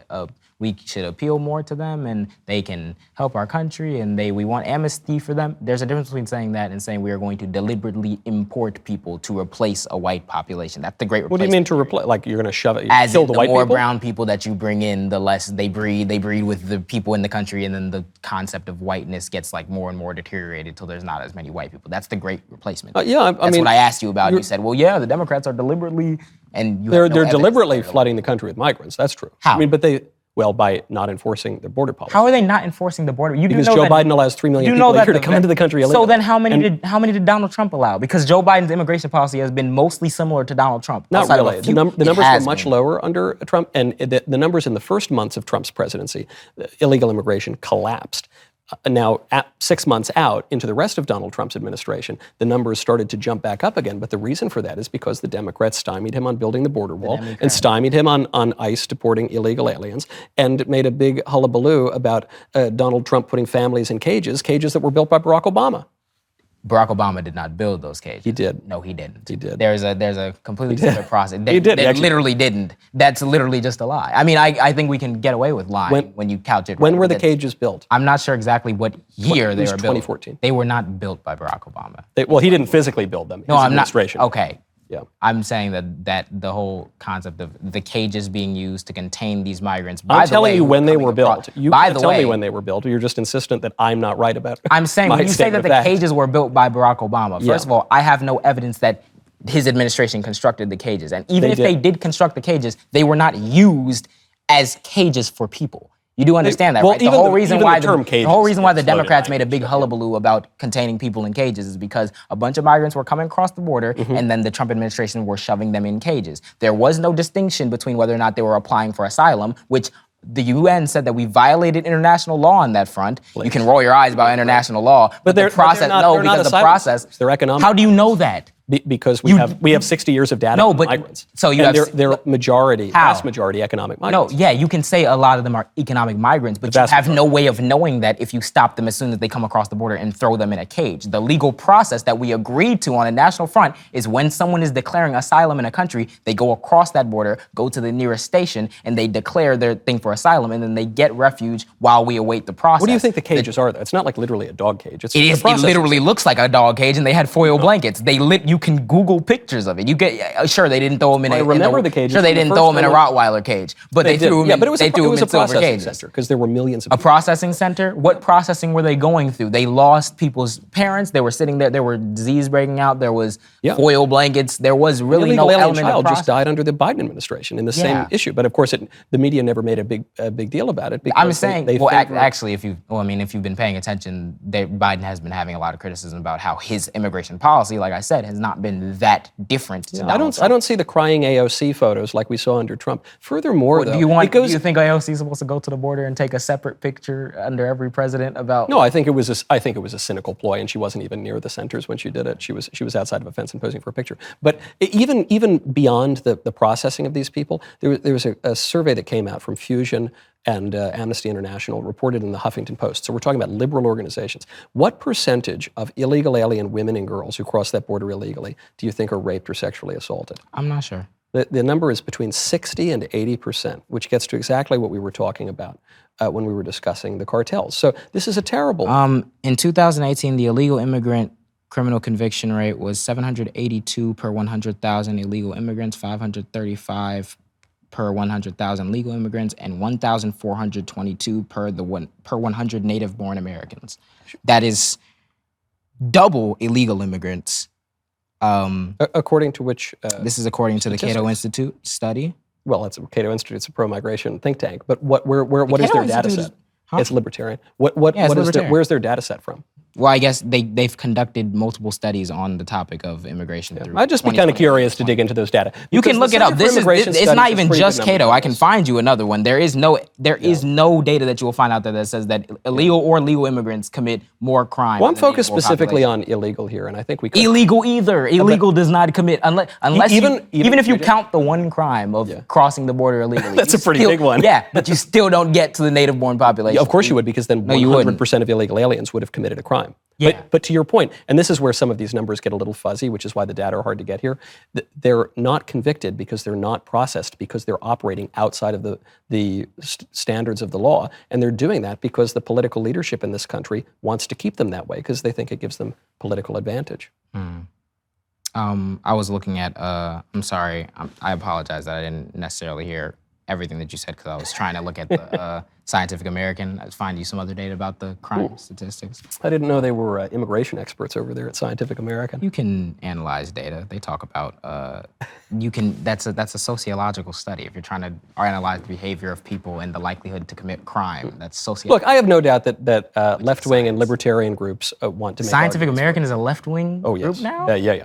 Scientific American. I guess is if a we're decided Delulu, leftist then editorial sure. bias. It does. I mean, Well, I mean, you could go to Scientific American and you could take issue with methodology or debunk it, but if you're just going to say, well, it's left-wing. no, I'm just saying it does have an editorial perspective, which is left-wing. But and it's kind of silly that. Oh, the editorial, an editorial perspective where it's like what articles that you're talking about on like given topics. It could be, but if the data is the data, then the data is I think that's kind of my point, though, is the notion that Scientific American would be publishing a study on U.S. immigration policy and politics. When you would be say kind of someone silly, with wouldn't it? Scientific American, do you think that Scientific American is just like we put a chemical in a beaker and then this is what we Yeah, well, initially they were Scientific focused on natural science and not immigration Sociology policy. is a science. Well, it's a Or social sciences are like when you talk about statistics and how those apply to by that different standard, types all of politics observational is a science, studies. So right? Huh? By that standard, all of politics is a science. There are scientific elements to politics, but if we're And trying to, a lot of scientific if we're gonna, institutions, you can take use science. So you can use political science points of to view. analyze because politics is a social system. So you can look at how people behave. You want to determine the likelihood that somebody votes for candidate X over candidate Y. There are things that you can measure. You can do observational studies trying to see. This actually brings us full circle, even though I know I've kept you longer than we were supposed to. Yeah, I think I've been getting calls from. You have, but this actually does bring us full circle, which is back to different modes of inquiry and knowing things, because we've arrived back at a very politicized type of science, which is to use a scientific and clinical jargon to mask political priorities that derive from deeper first principles. And so I guess the question I'd leave you on, we've covered a wide range of topics. We somewhat have. I unexpectedly. forgot how long it's been since we talked about abortion. So, did I convince you on anything? No.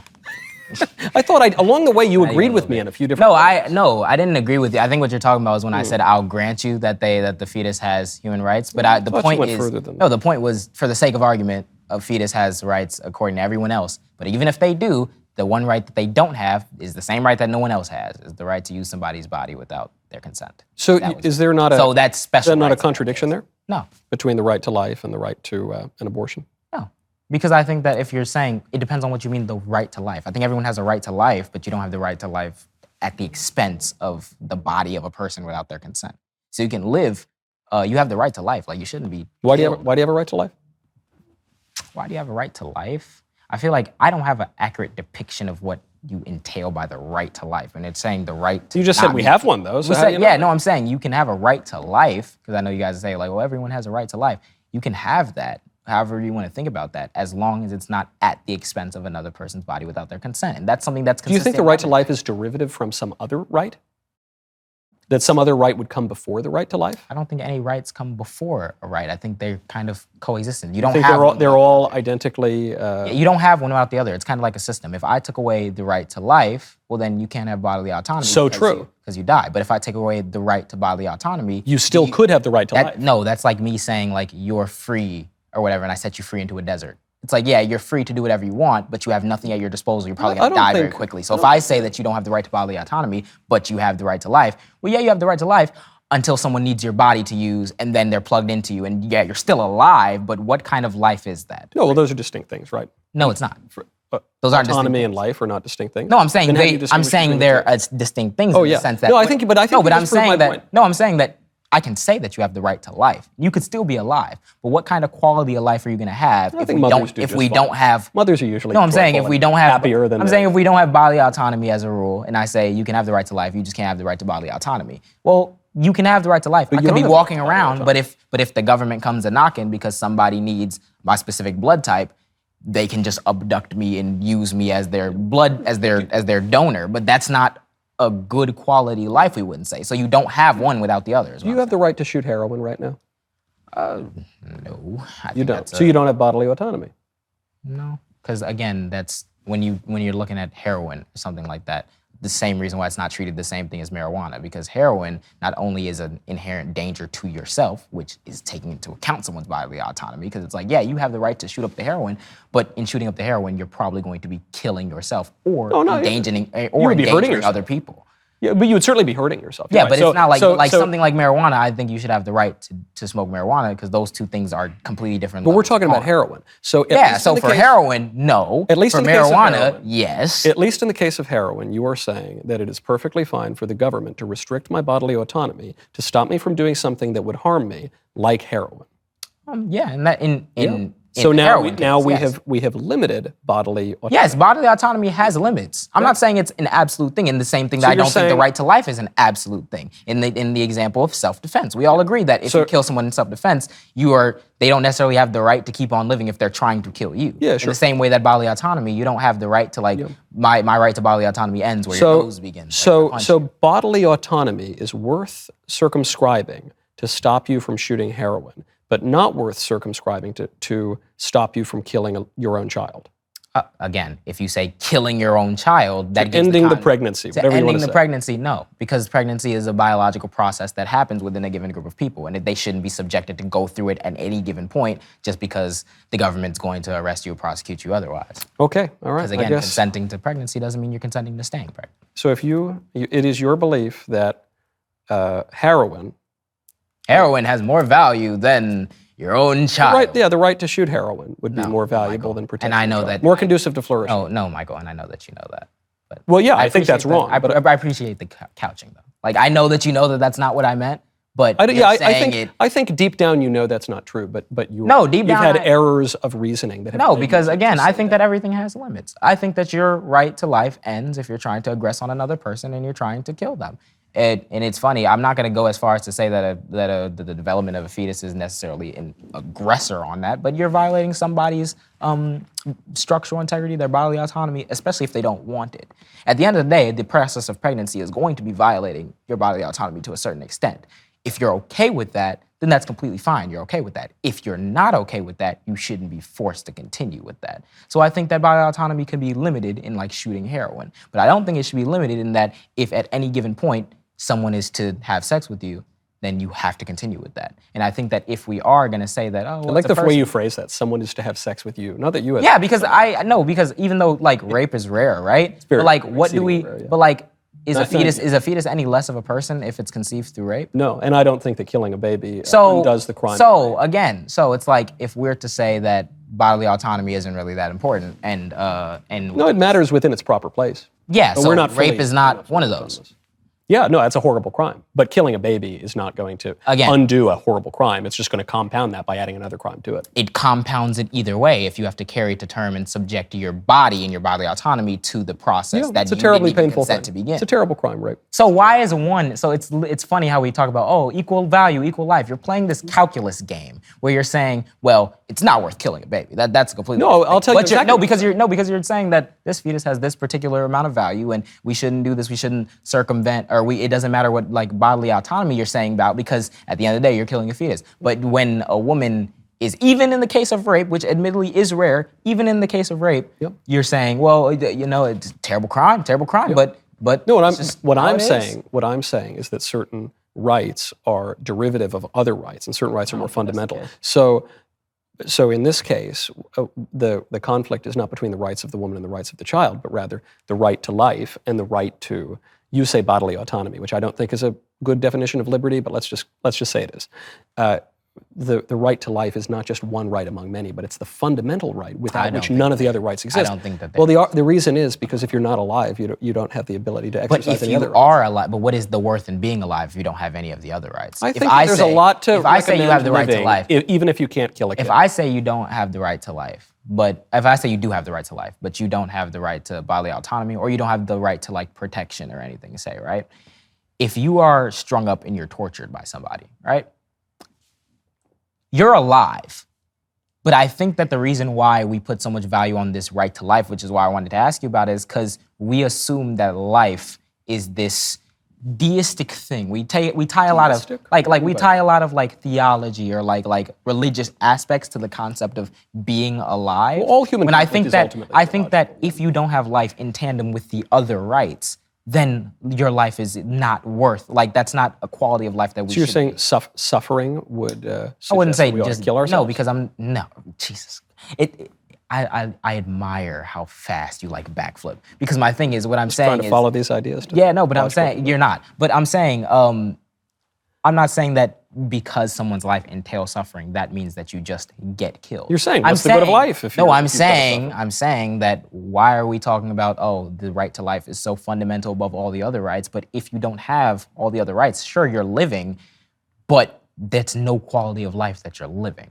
No, Again, in the I same think, way I that think I life don't is still good. I don't think if you're suffering, even if you're suffering an immense amount, that you should kill So yourself. if you just have the right, you think that life is just inherently good, whether or not if you give someone the right to life and no other rights. At the end of the day, you're just breathing. No, yeah, I don't think that suffering undermines someone entirely the right to life. torture you mentally, torture you physically. It's beat you awful. within the inch of your life, and that's preferable than having To being murdered? Yeah, I think so. Because life always involves some degree of suffering, and some people suffer but more the than rights others. that we have in tandem with the right to life decrease that degree of suffering. Perhaps. I mean, people. Not perhaps, that's a fact. You can't have. I don't know about that. You can get all the way up to being beat within the inch of your life, JJ. and as long as you're still breathing, you're good on that. But JJ. I'm saying we need to have all of them at the same time, because without one, you would drastically increase the amount. Do of suffering. people have more rights today than they did 50 years ago, or fewer rights? I'd say more. More rights. Are people happier today than they were 50 years ago, or less happy? I'd say more happy. Well, according to surveys that measure happiness, so take them for a grain of salt, people are significantly less happy, and women especially are both significantly less happy as relates to men and in objective terms. And we can see this measured in other ways that are a little more objective, like deaths of despair, deaths of suicide, drug overdoses, and the prescription of antidepressant drugs. But that's not. skyrocketing. That's a correlation causation thing where you're saying, because more rights and like less I happiness, think- that must mean that one caused the other. No, there are a lot of Well, other unhappiness- socioeconomic pressures and everything that have gone into it since the 1950s. On top of that, I'm pretty sure a lot of women were lying about the happiness in the 1950s because you really didn't have I don't know rights. why you would think that. Why they wouldn't be lying now? Why would they not be lying now? Because they don't really face as much social persecution for lying. So you're just saying I just don't want to believe that. No, that this I'm chart saying you have to. contradicts I'm my saying view. humans could be are. true. What do you mean? What chart contradicts? Well, even the if chart I'm of saying self-reported the happiness. chart that you're even saying, even if I just made up everything I just said, the chart isn't even saying what you're saying it is, because you're saying because there are more rights and look less happy. That means that more rights equals less happy. I can't help but look. I mean, you're taking a leap that isn't. I don't believe there that by what you're bringing up. I don't believe that what we call rights today really do constitute rights, like the right to abortion. But I can't help but notice that over the exact same time period of the rise of feminism, that women's happiness has diminished not only in line with the happiness of men, but also relative to men. They've become even less happy than men, who have also become less happy. And it would seem to me, look, I'm not saying it's think with firm, the but I rise think it would of- seem likely that there might be a correlation. With the rise of the increase of black rights and black humanity, happiness has decreased. I'm not sure that black people have more rights today. You're not sure that black people have more? No. Well, then you agreed with me that America's racist, right? No, I don't think that America's. I mean, I agree with you on some things. I don't agree with you that America's racist. No, you but just I said do- that we but don't I have- No, black people don't have anywhere near the right to life that they had before Roe v. Wade, which is why more black babies Oh, are murdered Lord. in the womb in New York City than born. Oh boy, do I gotta people, teach you black about, people are, about some like racial issues. If you ever looked into why that is, that more, because I can give you an actual correlation that has a probably stronger likelihood of being true. The reason why a lot of black people get way more abortions is because lower socioeconomic status determines. I'm not saying why they get it or not. I'm just saying that they're less likely to enjoy their right to life. They're less likely to have the right to their mother and father. I'm going to operate in your framework. In holy matrimony. I'm going to operate in your framework. Yeah, they are very less likely to have a right to life. That's a very sad thing. So I don't think black people have more rights. That's a product of systemic. That's a product of systemic racism. I think it's a product of liberalism. Is what I think. And I think it's a product of the I think it's a product of the very things that we are told actually give black people more rights. Things like abortion, things like the breakdown of the family, which I think deprive people. We got told that the breakdown of the family gives people more rights? You guys take this. Yeah, because the right to divorce. And and the right to sexual promiscuity and sex out of wedlock. Okay, wait. Oh, geez. You throw like so many things at the same time where it's kind of like, I don't think that. Yeah, I don't know how you do it. It's like an AK. But it's like, I don't think that I think when you're talking about the rights of, or the breakdown of the family and everything, I don't think that that's something that, it's also like heavily steeped in this kind of solar view, like this one view of how a family can operate.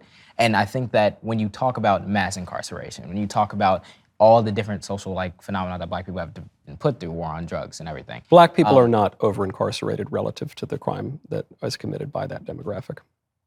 It's not. I know there's a myth that it is, but it isn't. Black people are roughly 9.5 times as likely as white people to be incarcerated in the United States, which is a shocking number. This is according to, just in the wake of George Floyd, the Minnesota Bureau of Criminal Incarceration, or whatever it's called, had published these statistics. About 9.5. But black people commit crimes, general crime, at roughly 9 times the rate of white people, and serious crimes at roughly 10 times the rate. Yeah, and murder at roughly 50 times the rate, and robbery at roughly 107 times. And you saying murder at 50 times the rate gave me everything I need to know about how you're lying about those statistics. Because I'm not. It's from the Minnesota. You just took as a 1350, saying that black people commit 50% of murders and everything. That doesn't mean I said they're 50 at a rate 50 times higher. No, I'm saying per capita, black people commit murder at a. I'm not saying that the majority of black people commit murder. I'm saying that per capita, black people are 50 times more likely than white people to commit murder. I'm not gonna lie. I don't think that you're honestly representing those statistics. I am. It's from the Minnesota government. The statistics have come out just recently in the last couple of years. Furthermore, you can see that when it comes to likelihood of being arrested for a crime, white people are 70% more likely to be arrested for any crime than black people, and white people are 60% more likely to be from the Minnesota Bureau of Criminal. I forget the last part, but whatever their Justice Statistics Department is, it comes from them. And white people are 60% more likely to be arrested for serious crimes. There's one exception. More likely, or do they make up 60% and 70% of the arrests? No, more likely per capita. They're more likely. There's one exception, which is weapons crimes, where black people are more likely to be arrested than white people. But yeah, it's just a myth, though, the notion that black people are unjustly hunted down by the police or something. It's just completely made up. I think that when you're talking about, first of all, that's not even taking into account over-policing. Because, okay. I think we have a crime problem in the country, which means we probably have a crime problem? Have we always had a crime problem? Well, crime has spiked.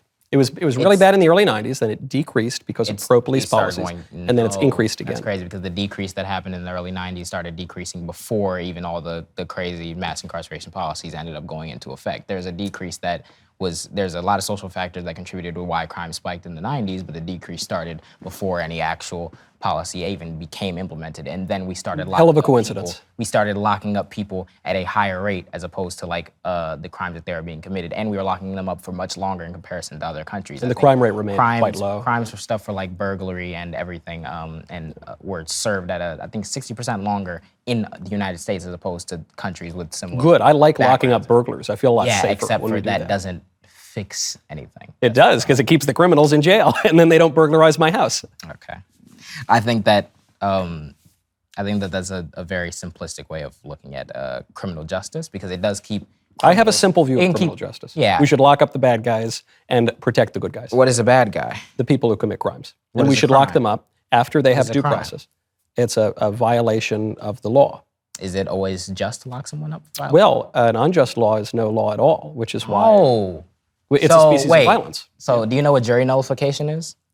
I do know what jury Yeah, nullification so is. Yeah. the concept of when a jury will have reason to believe that someone's guilty, they will acquit him anyway. Yeah. Because Yeah. a lot It's of very times- unjust. A lot of times they believe that a unjust law is Sure, bad, but I think laws unjust against law. burglary are Something perfectly like, just. Yeah, but Wouldn't you- something like wouldn't you agree? marijuana is something that juries tend to nullify on because of the disproportionate impact. Virtually no one is in prison in the United States for simple possession of marijuana. Sometimes they take plea deals, but it's exceedingly rare for that to happen. When you talk and the about vast majority of simple prisoners in possession, state, it's dependent on the amount of marijuana, because a lot of times it can be simple possession, but if you're caught with the amount of marijuana, they assume that you're a distributor also. And yeah, I guess they if you can got charge a you big that way. brick of marijuana, yeah, you might just be a big glutton for pot. But it's usually plea deals for people who. But are I don't actually think peddling that stuff. I don't think when you talk about keep the bad people away, that's like a fourth grade level understanding. Because like, yeah, you can keep them away, but again, then what happens when they have to come back into society? Yeah, you have to reintegrate them after they've paid their debt to society. Yeah, but again, then that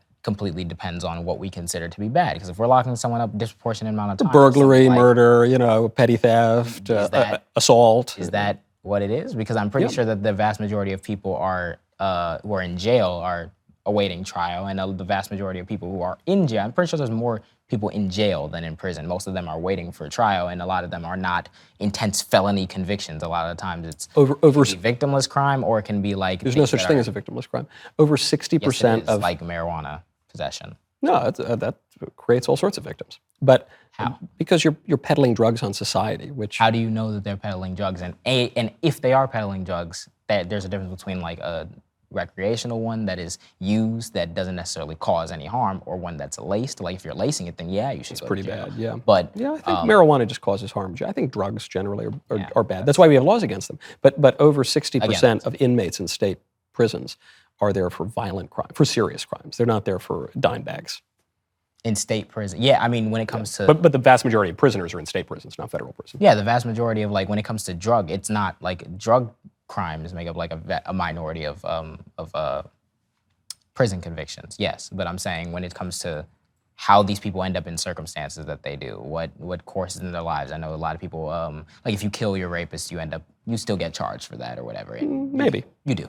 Maybe. It's still It depends on the circumstances. There's plenty of women who've and I'm actually reading stories about them right now. Yeah, vigilantism is still illegal, isn't it? Necessarily. On top of that, there are mental health things that go into one's propensity to commit crime and everything. So it's like just saying the bad people go away and doing nothing about what we consider bad. And Yeah, how people I end up agree. in I'm that all- scenario.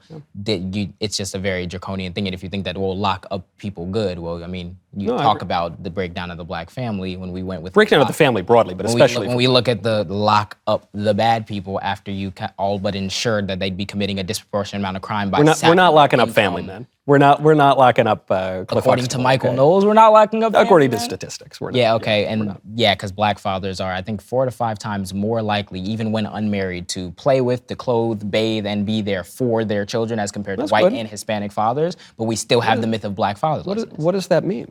That means we still have the myth of black fatherlessness, right? Yeah. So there are. Well, I don't things know that about are- the myth. I mean, so when you're saying we're not are locking born up, out of wedlock. Huh? 3/4 of black children almost are born out of wedlock in the United States. Yeah, and even then, why is that a bad thing? Well, for one reason, it's a great predictor of bad outcomes down the road. No, That would be single one reason. parenthood is. Out of wedlock is not. Out of wedlock just means that the parents are not married.